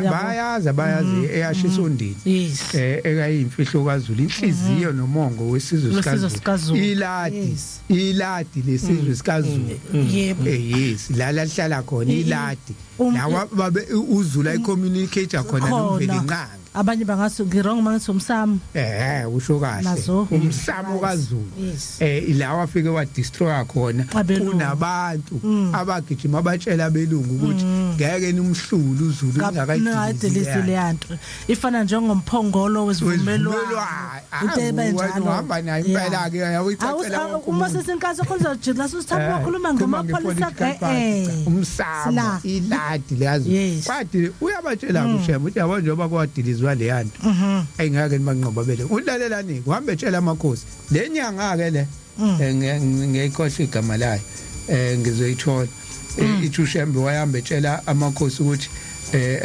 awangayiphathi awabeke phansi ikhaya ngoba nakho ayithunywa abelungu umbuzo wami uShembe wayengaboshwa abelungu ethunywa abelungu ngoba behlale bemfaka ejeleni uthi uShembe lalelani kunendlela umhlaba esobuyisa ngayo that's wise though ninamakhosi iqoqana imali umhlaba suthenge kubelungu mina ngiyayithenga imhlaba sengiqalile njengoba namanje sakhona imhlaba ayithenga yes so nginake lemhlaba lekuzibuye abelungu banento la yokuthi mabe bakunikeza itayitela lo mhlaba bakwazi ukuthatha because sekuwakho so abantu abakhipha imali yabona nje abelungu benikhiphisa ukhanda pondo ngala qoqani futhi enye imali ngala bese niyayithenga imhlaba niyithenga ibuyele ngakunina bazonidayisela wathi naphatha amatayitela ngeke banilwise ngoba nizobe seninamaphepha ukuthi imhlaba yini athi amakhosi ngeke sesikwenzele okay ethi lemhlaba abelungu ababuyisa umhlaba wethu bagoloza ukuthenga imhlaba bathi yabo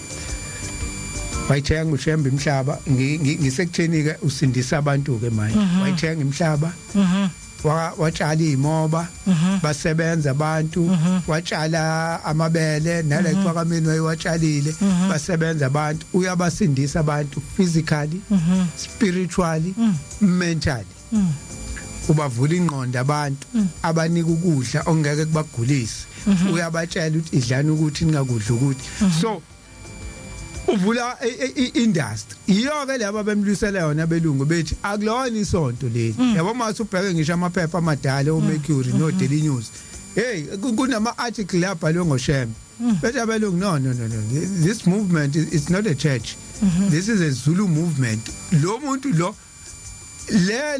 lawo ma article azamakhela amazinya abusheleleze endlunkulu ngoba sekukhona abantu abathi endlunkulu khona umuntu ozenza inkosi la ufuna ukuketula isilo yabo ngoba manje lo muntu uyaguqelwa lo muntu wenza ukuthi but it's something simple ekufanele ngempela yenziwa isona isilo ukuthi sivula ama industry sivulela isizwe esimnyama ukuze sisebenze nje njengamanje singonyama trust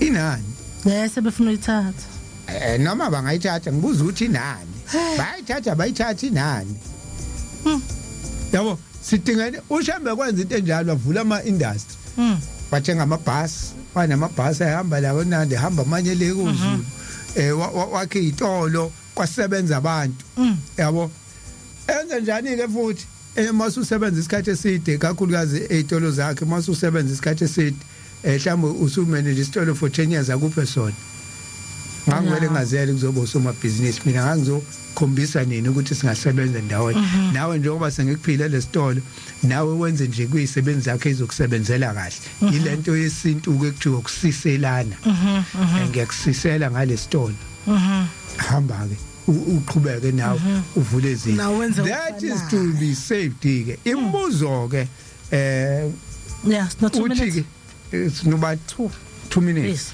Oh okay umbuzo kusekutheni okay sinde abawakhile kama system ukuthi thina singaqhubekise phambili right yiwo la ama politicians ethu asebenza ngawubona encike ko America ayike nezo save uTrump ngoba uza ne system yokusicindezela mawuthi wena uncenga uTrump noma uncenga ubani noma uncenga ubani buka iBrahim Traore sizoba nayo nini ke South Africa umuntu onjalo angiboni ukuthi soba nayo kodwa sidinga ukwakha ama systems ngaphakathi azokwazi ukuthi sikhululane sabantu abamnyama yes we can be saved uma sithanda inkinga ikuthina inkinga ikuthina kephi ngokuthi sifuna umsindisi but asifuni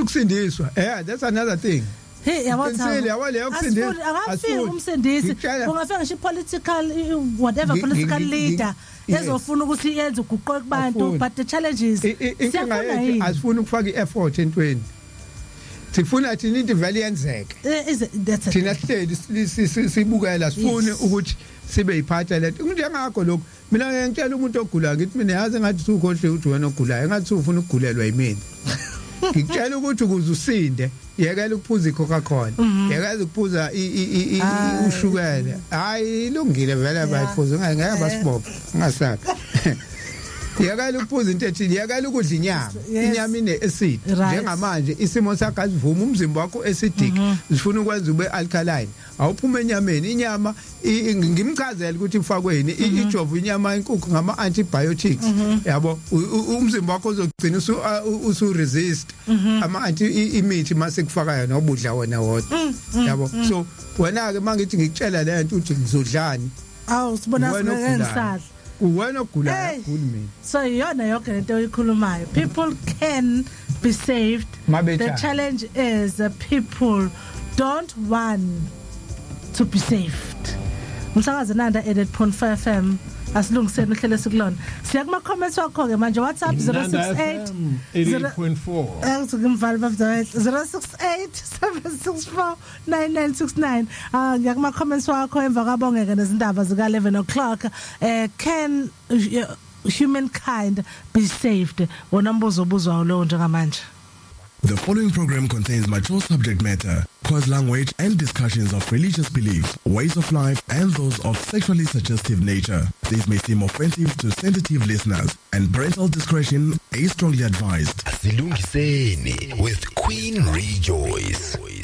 All right, we're back. Umsakazo Nanda 88.5 FM uhlelo asilungiseni. Sihleli ke nodimbana undaba enhle kwamyeza khona uThabo kaSambutha.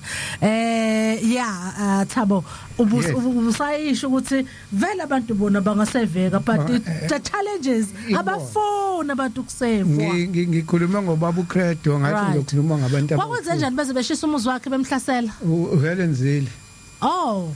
Welenzile wabhala iarticle uba Credo Muthu kwaba nalento ye Group Areas Act ukuthi abelungu kufanele kwakhulunywa leyo nto nje ibhizi indaba ye Group Areas Act kukhona emva 76 kukhona futhi belwa abantu belwela ku integration sekusakhuluma ngayo kodwa sasinondlovukazi maphutha beloko belwela lento integration ukuthi nathi sifuna ukuhlala belungu njengoba kwenzeka ke ngedemocracy right so baba uCredo uthi istatement sakhe no kuhle vele sihlala sodwa abelungu bahlalele nathi sihlale le yabo uze sowazi ukuthi sabantu abamnyama sizenzele into zethu sihlangane kahle yabo sibe nezinto zethu yabo nje wayikhuluma into efane oranje legcina amabhune yenza right uyabuya welenzile ubhale ephepheni welenzile hayi noma yazi into ayintatheli uyi journalist ubhala ukuthi uCredo Muthi supporta iGroup Areas Act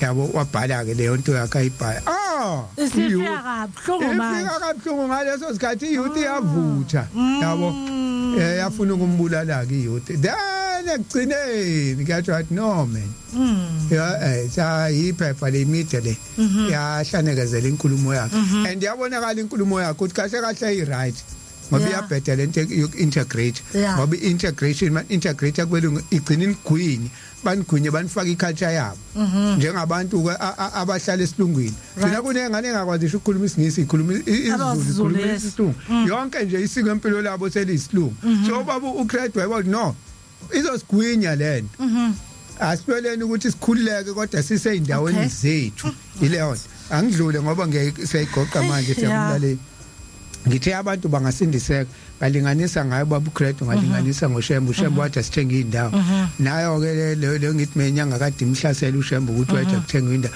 eja kwenziweni vele ngeke abelungu sipenzele uthu banezikhali banayo yonke into kuMhlali manje uma sinemhlaba yabo sisebenza emhlaba khona ke iparty la ibhalile ngoba iblueprint inayo ngiyakulabantu ke laba kuthiwa abayibiza ngama Nazareth alright ukuthi lento ekhulunywa uShembe bayi understand yini uyabona nje mawuqala umthandazo wesabatha yabona nje mawuverse 3 uthi wasipusisa phezulu kwemizi ezitha zethu kwezitha zethu ngoba umsa wakhe uhlezi phakathi wabachitha ngengalo namandla onke ngokuba umsa wakhe uhlezi phakathi right uthi 6 sabusa phezulu kwemagquma nezintaba zawo ngokuba umusa wakhe uhlezi phakathi so uthini uShembe la uthi siyobusa egcineni siyobusa phezulu kwamagquma nezintaba zalelizwe ithina soyiphatha siyoze sibuse phezulu kwemizi yabo echithekileyo ngaba imizi yabelungu abayishile kungaba izindlu zabo zamasonto eziyophendula lezo zindlu kube ezethu sikhonze ngayo uNkulunkulu yabo uyayichaza lento but akekho umuntu kwakuona amaNazaretha amahleli yazi ngoba uyaphela phakathi kwamaNazaretha yonke ecela necela indaba zemsamo awa analyze inkulumo kaShembe why it so sipuse phezulu kwemizi yabo echithekele kobe kwenzeka kanjani yini ekufanele siyenze ukuze sifike kule ngoba inkulumo zakhe eziningi uyikhodile la ngisiwayifuna ayithi ngoba ngivunda ivesi elilodwa mina ngathi uthi waphendula ukugcila babo baba ubukhosi but oyifundayo nje le nto noma oyihlabelelayo akayazi ibackground ukuthi le vesi lavela kanjani kwakwenze nje obani bona la bathi uyophendula ukugcila babo bubo ubukhosi ngoba kwenze njani so but yonke into ayifakile lapha ine background mawuyilandela ukuthi iyokwenzeka kanjani now siyathanda yini ukusindiswa thina sinalento ye-Pulling Down syndrome umuntu uma ekaqhamuka wathi wenza into bazoqhamuka abanye bamphikisa bangafuni ukumjoyina kodwa lo mphikisa futhi akaphethe lutho njalo ngithi mina wayemhlaba ethi uShembe wathi abantu amakhosi awangale wabeka imkhonto phansi yena ke njengamanje yini aqhamba nayo wayebona ukuthi yini ngabe isolution wafika yena wathi akubeka imkhonto phansi ngoba mase abaphathi imkhonto bazosibulala banezikhali engaphezulu banama backup amaningi 2 sebabonile kunanabantu asebamambuka sebejoina abelungu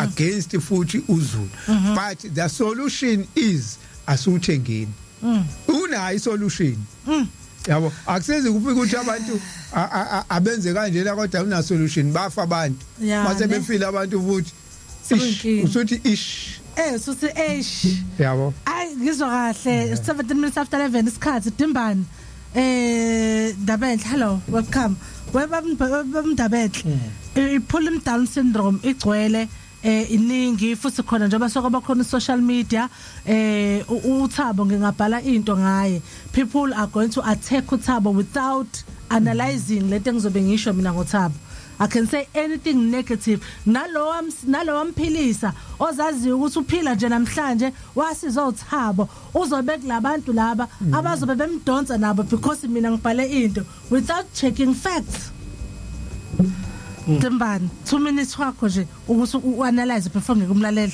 Okay, what I want to say ukuthi if you look at our development of the human evolution I think abantu bafike bascore high points in stuff invention umuthatha story ska Adam no Eva that was a success story right ngoba abantu ba challenge uNkulunkulu by doing things that God had gone against. Amakosona senzeka lapha. Okay. It's another delusion yomuntu. Right. The fact that umuntu wadla a tree of knowledge, that was a success story ngokwa.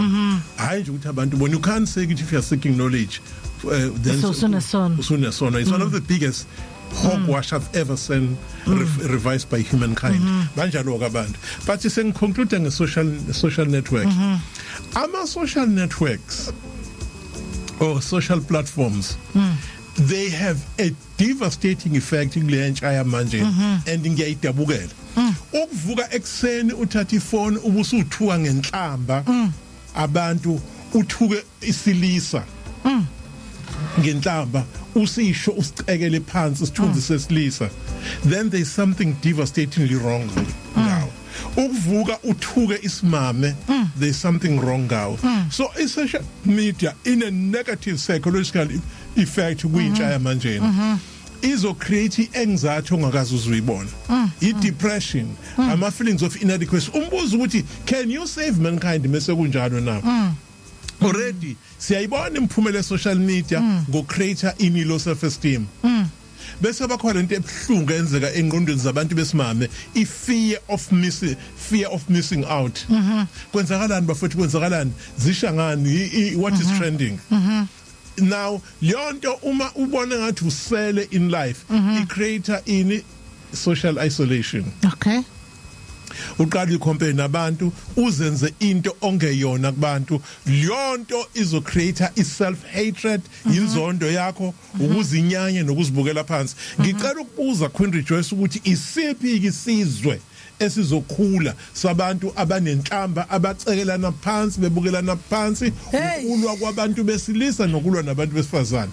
Into ezokwenzeka ngenxa yonke social platform, what you must anticipate izoba worse intimate partner violence nokuzondana phakathi kwabantu besilisa abantu besilisa nabantu besifazane. Injongo isazoba nkulu. Hayi uDavidimbane ngikuzwile. Izilonda zawokhokho sezehlele inganeni. Qaluke kumlaleli. Isikhathi 20 minutes after 11 o'clock. Number ka WhatsApp it's 068 764 9969. Ngizozama nokudonsa kuma social platforms, but WhatsApp wona engicabanga ukuthi ungashesha uma kuthi nakhona usazongena.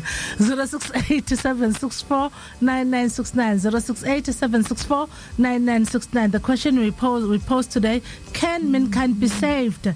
Engazi simpela kuphuma inkunzi malanga kano. Hlizami ibhlungu ke kuma ngabe sekunje. Ngingazi futhi sizothini ngoba umke waqala nje wakhuluma into positive, abantu baya reject same time. Ngisho ngashona kona lo ma social media platforms ngithi ngiqala ulive wento ezosakhe ya positive, people are going to reject you usathi usaqala nje. So angazi ake ngiye kuwena mlaleli. Let's start with you Ntate. Ngibingelele ke 88.4 nje neNanda FM asilungiseni ngisemhlabeni waseToni uthi ngwakamfukeng nakuba senginibamba ke nje la egcineni nje nokumbe ngathi nje nokuba nendlela nami kodwa nginetwork ibingishaya le endleleni but ke lithi ke elami ke izwi angeke abantu especially ke ngithi abamnyama basinde noma kulempilo abayiphilayo as long as abantu basahamba ngalendlela le abahamba ngayo yokufuna ukulawulwa ama politicians. Uma umuntu omnyama enga understand nje ukuthi ahlangane nomunye umuntu omnyama babe nendlela eyabo yokuthi bayenze izinto zabo njengoba kade zenziwa emlandweni okhokho bethu bebungekho ubusela ngalezi izikhathi zamandulo mawulandele why ongenayo inkomo bebemsizela ngenye ke inkomo ukuze naye ayinakekele ize izale asenge ubisi mayisina nje namankonyana uyathatha na ubuyiselela lokatena uma mangilanda ihistory okade engenamlilo akuthiwa bebebasa umlilo ngamatshe lawa semfule lamhlophe la okwazile kokulisha ukwazi ukubasa umlilo ubesuka nelahle kamakhelwane afika base khona kuhambe kugcina nje yonke lento ayigcina isibasa ibingekho lento ukuthi iloyo naloyo kofanele abe nomentshisi wakhe awulandeke ezitolo. So as long as umuntu omnyama engaka understand noma engakafundiswa ngalo poison abelungu abasinikeze wona ukuze siphile kumele sibe nemali. If singaqala sifunde what is money and how we can use money, the only thing ezokwenzeka lo mhlaba lo abantu bathi bayawufuna lo Ramaphosa sewusayinene angeke umuntu omnyama lo mhlaba awuthole ngaphandle ngokuthi yena ahlangane ayowuthenga ngalendlela le yokuthi siyawuthenga siulethe kuthina ngenkani bese sizahamba thina sifundisa ama investors ayotrainwa ahambe abuye ezosebenza la kuthina imali irotate la eTonuti noma lapha eNanda noma eMlazi noma kwama kubantu abamnyama kuyekho ukuthi singabantu abamnyama siwu12 million eThekwini noma siwu10 million singaba black people sizophathwa nje ke ama factory ama Muslim nje na awu20. Guys, good people, ake sifundeni ukuthi abantu masike safunda le system ukuthi the strategy, economics, the study of how money is used and how goods and services are provided and used. So umbuzo how much we need to start that business. We don't need a lot of thousands. We don't need a lot of money. Meaning economically, using as little as possible, meaning as little as 1 rand, as little as 10 rand, as little as 20 rand, we can buy lo mhlaba lo ukhulunywa ngamabhuna goloze ngawo bese ke thina sizobuilda thina ama malls ethu zakhe ama factory ethu zakhe iindustry ethi thina singabantu abamnyama. Ngicela nje nokuyihoxisa lento, but futhi yabona nje kunabantu laba ngizothini ama opportunities bayakhala uma ngabe uTrump ethu uhamba nezinto zakhe. Yingoba angithi manje impilo yomuntu ifundiswe ukuncika. Uhulumeni wethu sinezikweleti kanje naye uncikile ekuthenini wenza izikweleti kwamanye amazwe kwenziwa amanye ama investors abakwazi abantu ukuthi create your own thing ukuze wena ube nento ethi wena. Angisiboni isidingo zokukhalela nje uTrump ukuthi akahambe nezinto zakhe.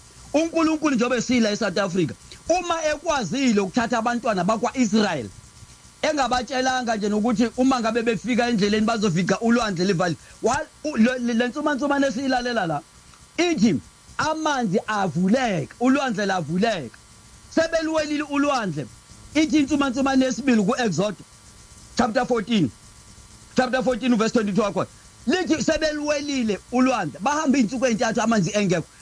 Uma sebewafika amanzi bawafika ebaba nakhona uNkulunkulu wakhuluma kuMose wathi thatha iqabungu liphose emanzini amanzi ashintsha amntoni. Angithi akabatshelanga uNkulunkulu ukuthi endleleni izohlangabezana nazo iziphi inkinga. So uma ekwazi uma uTrump ehamba nezinto zakhe definitely khona la sikhona eSouth Africa khona uNkulunkulu azomkhomba ukuthi wena na iplan ngenzani 1 2 3 ukuze kusindele abantu bami. God bless you. Thank you so much Ntate Mfukeng. Siyabong. The question is, are we really sisihlangana? No. It's quickly choice. Sibe careful. Kwathina singakhulumisa okwabantu aba creator into ukuthi umhlaba usuyabhubha sekuyagoqwa. Kodwa akaze goqwa endakho umhlaba uzogoqwa at the end of the day. Yabo sibe careful ngokurepeat ama delusions that were created by men who were afraid to confront the truth. Sibe careful ngokurepeat. You say umuthatha umKristu for instance. Yeah. Ukuthi umhlaba uyasindiswa kanjani ebesethi kwena by reading the scriptures, reading the Bible, nokuaccept ukuthi uJesu nenkosi umsindisi wakhe akushiye kanjalo. Do you think by reading the Bible and reading the scriptures and believing that Jesus is going to resurrect or was resurrected, will that change the quality of your life? Ngikubuza phela. Hey. Okay. Umuya ema country certain states of America. You'll find indawo vast land agriculture stock farming. Bese kuba nesonto elincane incinci yonke amasonto amancane. Kusonto lakhiwe wona ama farmers. Yeah. Kusonto wonke ama farmers. Lawo ama farmers azobonga umdali for the crops, for the riches, nokuthi they are thriving as families. Azo network la ngaphakathi and azokhuluma nge-safety ne-security yawo. Azobheka ukuthi iziphi ibhamu of late esebenazo zoprotect ama families awe nestock nemafilmsini yabo. Bese beqedile uthothi kunetende ngaphandle. Sekuphuzwa itiye. Kade kurostwa nengulube yabo udliwe then bese beya dissolve. Yeah. Nina anamafama nalutho. Same church niyalithenga nizothi abantu abaphendula kubuso zokusuka. Andabandla ngiqhubeke. Okay, ama comments sizoqhubeka nawo ngale. I'm going to take a breather as a suspect on past. It's just few minutes. A minute nje anga minute no few seconds. Unikhuluma ngale zinto sengihlale kakhulu nabelumbi hayi kakhulu angaqambamanga but nje sengibe exposed. Abelombi njalo baneyinsuku almost ekseni sithi sivuka thina ngo8 bona basose behlangene bamndabendla ngike ngahlangana kanye nabo isikhathi sokuhlangana kwaku 6:30 ekseni into ethi ngisize siyenza ngoba singasithi nje thina siyahlangana sithi 6:30 am ayekho umuntu ongafika lapho ngoba kusobe sisavuka sisanjani.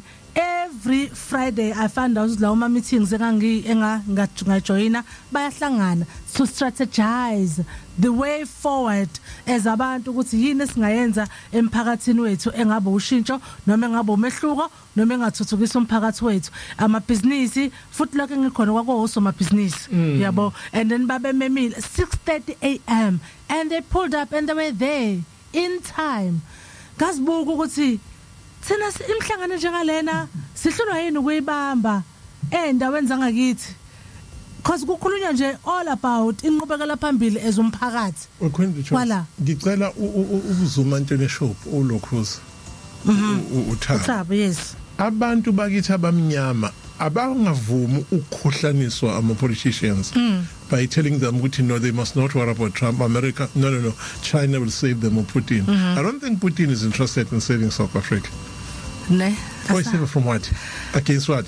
China is not interested. They only want money to establish a Chinese culture. In fact, they'll even demand a province. I think siyafika lento and I think KZN ngazi uke wayoshuwa China yamenywa by ayizimpela KZN konke bisho nje kanjalo nje abalimi base China buka ke we are being included to be another beggar again because that's begging. Nango to Abraham Traore Burkina Faso kabheki lutho. He's doing things with his people for himself. Shutha bathi kusogcina kuphoqa ukuthi sifunde ini language lesi China. Asogcina sifunde Mandarin sogcina sesifunda yona ngoba uyabona kunjani. Ngane yakho nje makuthiwa alithuba if uyifunda ngoba izothola ithuba lokuphatha ngoba uyazi isimandarin. Inanda 88.4 FM. When we return, more of the music you love. Asilungiseni with Queen Rejoice.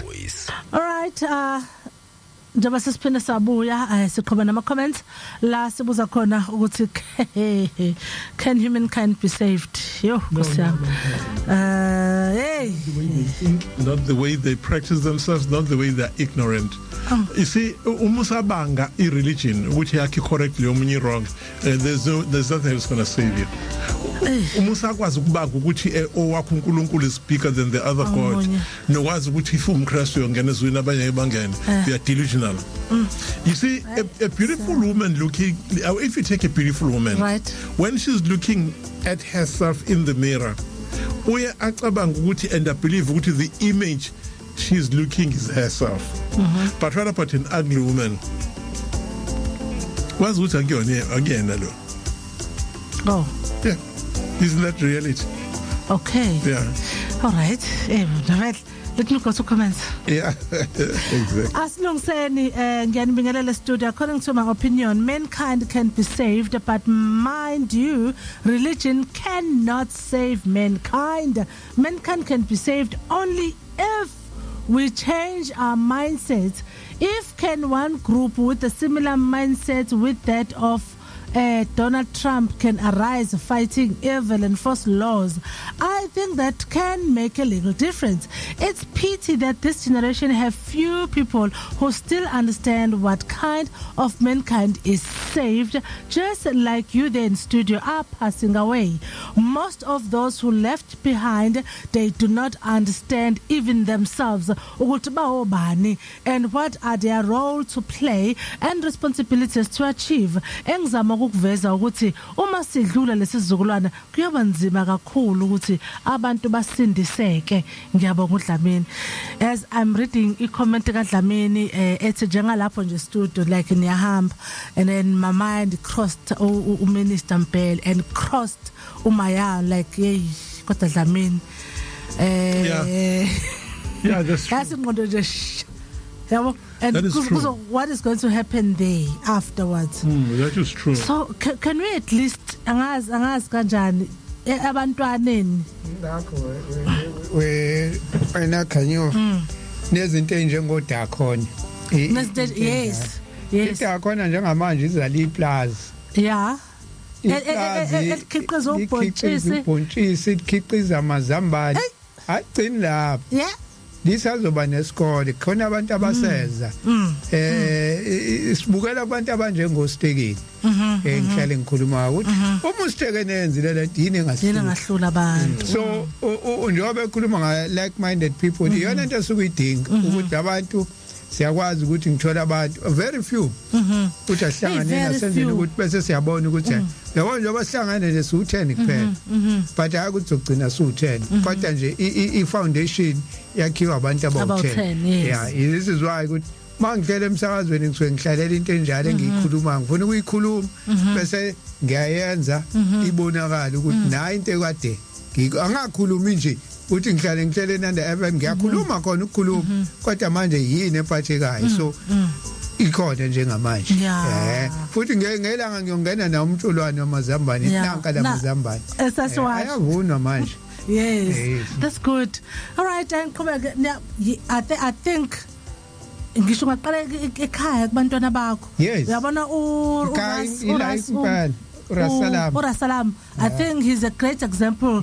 Ingane zakhe ngase uyitshalile lento einganeni zakhe uyabo ngoba uyabona ukusomakhelana bakuzo awufake la enganeni zakho ungayidedeli ke lapho yabona khona oyedwa zombamba dalokho khona oyedwa zombamba ithemba likhona khona uzobukela khona kulezi mhlawumbe ingane bayibotha uyazi khona umuntu ngasekhaya mhlawumbe siyamuva khona umuntu wasekhaya wayenza kanje hayi manje buka nje sibukele kustekeni sibukele kuWilcox uthi mase ufunda kwakhona uWilcox okakhuluma into ebaleke kanje sayithatha le plan kaWilcox ihamba nayo ushambo kwakhuluma into nje wathi ethenga nomhlaba siyawuthenga lo mhlaba yabo so into enjalo asihlanganeni senzeni lezinto ayikho into enzima uma abantu bekwazi ukubeka imali yokuthenga amabhodlela otshwala ngonyaka badlala istokfel impela babeka ama1000 befuna ukuthenga bangahlula ukuthenga yazi ke labantu abadlala istokfel sotshwala nenyama bahlala endaweni zamakhosi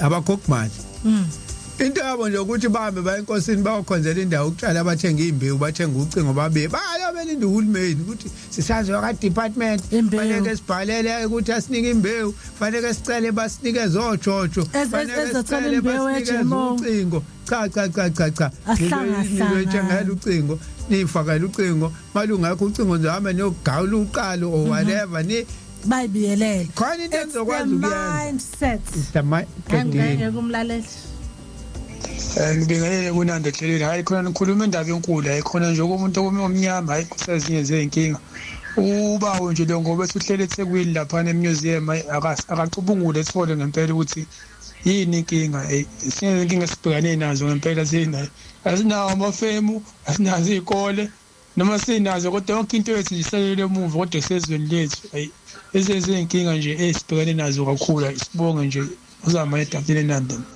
Siyabonga zamane etafuleni naye ngiqhubeke ngize la angibingelele studio ngiyabingelela kini nonke babundaba enhle babutsabu sambuthi sisimapule mabathu kanye nabo bonke abakhona abadidiyeli bohlelo ngibingelele nakubalaleli bohlelo Kingsfiso lokwadukuza ethe phansi sidikidikini.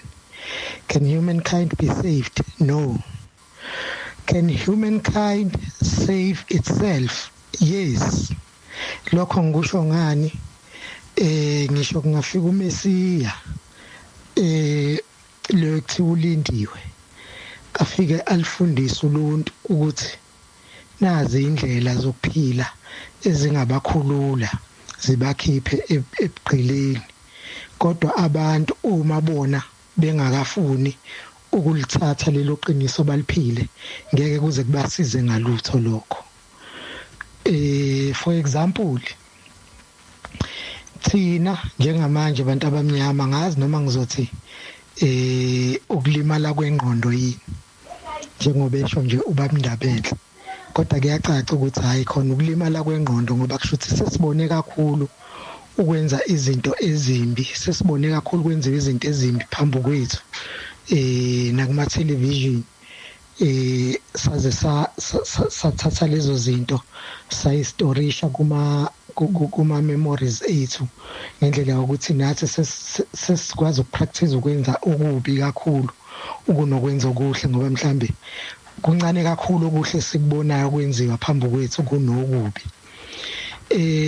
Nangu nje uThamara le ntombazane ayikazi isho ukuthi yona innocent, isaint, imsulwa, kodwa ikhuluma amaqiniso. But thina ezabantu ukunokuthi sithathele amaqiniso wakhulumayo sizame ukuyilungisa ngawo, no, asikwenzi lokho. Thina sihamba siyodiga ipast yakhe, siyabuya sizomhumiliate ngayo, sizomdegrade ngayo, ngoba thina asifuni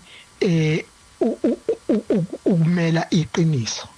So ithi lento thina we cannot be saved by any external force or by any foreign force, but thina we can only save ourselves ngokuthi sithande iqiniso, simele iqiniso, libaba lilibi linjalo iqiniso lingathandeki, kodwa silimele iqiniso, ngoba iqiniso esikhathini samanje liyintandane. Iqiniso alinaye ummeli.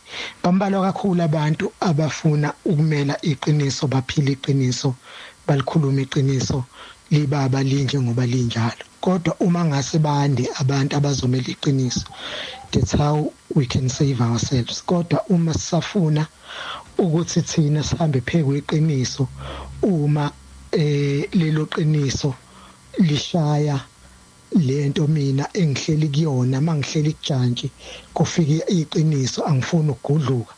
Kunalokho ngiyengifune ukuyovundulula izinto engizobuya ngizoyidefenda ngazo, ukuthi njengoba nje ngihleli kulamanga engihleli ngawo, ingoba nalo vela neqiniso naye uke waphila kulamanga, so angiyekwe nami ngiphile kulamanga.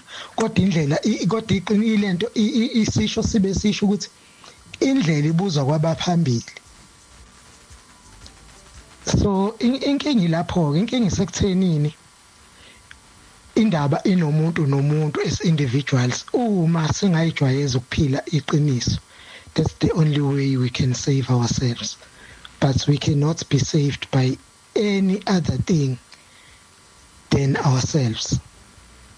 Ilokho bengithi ake ngikuveze kulolu hlelo lwanamhlanje lumnandi kakhulu, siyabonga.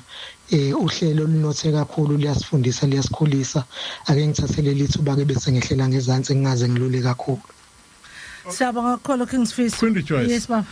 I come in as a parent. Right. Ngithi bantu abami utshwala buzokhoza liver sclerosis, cirrhosis. You're going to be raped Okay. You're going to be undermined. People are going to take advantage of you. You'll be sexually violated. So phephane nokuthi abanye abantu besilisa bamthanda umuntu osifazana ophuzayo. Right. Usuka umfana athi don't listen to this old man. Now that usephuze wadakwa waqeda usezokhuza nina ukuthi nina you girls you must drink get so drunk. Don't worry ukuthi ubani ozo phela nasaphuza wadela. Yeah, don't worry ukuthi ubani ozo undermine ukuthi uba ozo grape. As long as you enjoy impilo yakho, we can't be listening to these old timers who have had the best of life and they struggle. That is what is happening right now. And let disrespect the youth yamanje couldn't rejoice a matter out to the elders. Now bazo experience ngohamba kwesikhathi. Kwazwa nkinga. Nginibingelele emsakazweni. Yabona lesi sihloko sinzima kakhulu, ngeke uvele ungene nje kusona uqathake. Sinzima kabi, ngeke ngize ngithuke mangase kungena abantu abambalwa ngoba nami ngiqala ukulalela iradio ngo9 o'clock. Mase ngiqala ukulalela lolu hlelo ngo9 o'clock ngesikhathi lingena. Kodwa ke namhlanje ezinye ziyashesha kungikhanyela. Hayi lolo thatha isikhathi kakhulu. Njengoba ngibona ngena ngo10:45.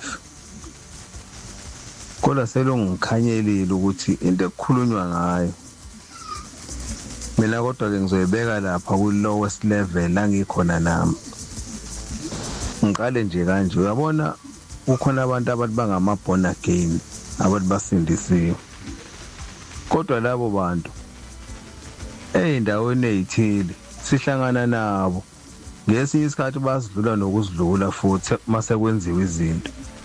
Kungaba isendaweni zobumnandi kudliwa nje amambawu lawo esilungu. Kungaba isendaweni la kugcwele khona abesifazane kugqokwa izicathulo ezicijile sihamba ngeemoto ezithile. Bahamba phambili kodwa abantu bangamabhona again esontweni shaya namandla uphiyano shaya namandla ogani uzokuphuma kuyena mangabe into engayifuni yena athi hayi phela ngisindisiwe kanti asingezwe ngawo asibone ngokwenza kwakho size sikhulume sithi hayi usindisiwe lo muntu ngempela inkinga yethu nokungakwazi nje ukwenza into asikwazi ukwenza into thina nento esinayo ake ngibeke kanjalo ngithi into esinayo asiyiboni into esinayo like uma ungahamba ngemoto mhlambe usuka eThekwini uye eMaritzburg uthi nje uma usula mhlambe koMlaza Road kanje ivele ikhanyisile lapho uyiphula over eceleni uyayimisa oqhamukayo ukubuzayo umele naye siphelele upetrol kodwa imanga le moto omunye adlule ngako lokho kuzama kwakhe lo mzamo yakhe adlula aze afike ngale lambu leli thina nje sifuna ukwenzelwa ukuphushwa ukucatshangelwa uzukhwetha uthi woza ngoba ekacini angazi noma iyavela yini kahle hle into engizama ukuthi ngiyibeke kodwa nje ngizama ukubeka ukuthi into nayo esandleni awuyiboni ngeke ukuzumsiza umuntu ongaboni naye ukuthi uphetheni angalimala ephethe into okuyivikela anganethe ephethe iumbrella ngoba ngeke lokumsiza umtshele vula iumbrella ngaloka nako yena ufuna okuningi noma okukhulu qedile siyabonga angisalithola ke igama kanti uyasho ukuthi uphuzile ukuyibamba uyile nhlobo elalelisisayo yabona umuntu olalelisisayo yilo ulalele walalelisisa wayithola yabona lento nempendulo yakho ukuthi ijule kanjani ingobani ulalelisisile qedile wamdabedle kusengenibamba Okay nangla ethi ayinami ungibulela social media ngihlezi ngigxeka abantu besifazane ngenxa yokuthi bangiqhaphazile seke ngathandana nabo ngiyayizwa ukuthi angibafuni kodwa ngiyamdinga futhi angaze ngibeke umuntu wesifazane isandla bonke ubhlungu ngibugcina kumina ngaphakathi ibona ke obenza le enga izindaba se block 3 usibiza kanjalo ku Facebook uqhawasha bamndabedle nangusiphiwe Madondo ethi so can babandabedle explain to us about the resurrection of Jesus. Did it really happen? Because we are about to go another question. Why did the Roman Pope Francis open the portal? Simpiwe singicela sibe sikhulume lezi ngoba zikho la namhlanje the portal nanani nomkumbambo sisonke umsakazi ngikwamaphumulo endawo ke siyabonga zamani Christopher uthi nikhuluma indaba enkulu ozani silalele nibeka into eyiyo impela sibonge nje uzamani etafuleni nanda nangunhlenziko uthi nje sisonke siphiwe lastly Thabo, is the moon really artificial satellite? Okay. Yeah. Tolo kwabambela ama questions angathinta isihloko sanamhlanje. Kona okay. Ngicela kwabamba because our thint isihloko less esihamba ngaso namhlanje sithi can humankind be saved la sikhona. Okay uzamani bese ngimtholile la angitholile la. Uthi ke ukuthola umsakazweni impendulo namhlanje ithi no. Okwamanje akukabikho okungasindisa umuntu omnyama. iAfrika yonke nje ifile isystem isibulele. 1 sifunda ngesingisi, 2 sidla ngesingisi, 3 siphethwe ngesingisi, 4 siqhoka ngesingisi. 5 even izinkantolo ezabo bemhlophe ngiyezwa nje uthaba ukukhuluma ukuthi singaphoqa uhulumeni umengameli ukuthi angasayini imithetho but umbuzo kanjani ngoba uma uyazi inkantolo ngeke uwine ngoba nazo zireporta khona kwabamhlophe zenza intando yabo yes siyafisa kodwa manje kusenzima usangweni lo uthi sombululo nazi asiphume ezintweni zabo like TV, food, money, politics, schools, curriculum sizimele senze njenge-Orania ngiyakuthanda sangweni ufika wathi cha egcineni cha uyayiphikisa kodwa wathi egcineni kodwa uyayiphikisa egcineni uthe ngeke kodwa manje futhi useqhamuka nesolution futhi yikho kusiyamthanda qhamuka ngekhasi ehlukene yabo ayikho ifika yathi yabo and then wasebona use nathi tangenze comment awuthwala la ngiyabona sangweni uno president abanjengomseveni eUganda. Yes. Opizo obophe another good man Dr. Kisa Besige. Umbophile nje for no reason. Where can mankind be saved? Museveni how long has he ruled Uganda? Ushuthi Uganda enabantu aba able abangaruli Uganda better than what he has done. Yes, angimfela umuntu. Museveni there are good things that he has done, but he's running the country down again. In mindset no president of Cameroon Paul Biya also we cannot be saved with such kind of people. Ngibingelela umsakazo ngicela ukuncoma ubaba uSambothi ngento abayenze dayikhona iyangithinta nami kuzomela ngihlangane nabantu basemsinga kuze kube khona sikwenza ngomhlaba uxola nquma lokwamancinza siyabonga asambeni siyabonga kakhulu siyabonga nalabo futhi abanye emphakathini yabo abahlangane la ngahlanganeka khona uwenza umehluko endaweni yakho la ukhona elami seliyaphuma vele khona ngokubukeka abantu bekanje ukhona uno but ngiyabonga ukuthi solution iqhamukile isilele kumuntu ke isilela kuwena nawe la ukhona without pointing fingers at anyone not pointing fingers at any leaders kubasakazi kuba political siyazi sikhuluma ngani kodwa kona ke nje ikumuntu ayengisibaleke uhlelo asilungiseni umdali mevumile uyasho njalo Thabo next week isikhathi sifanayo uzophinde kube njalo sasa nondoni 11:30 sikhuluma nge-leaky gut syndrome ya okay nginenkinga yazi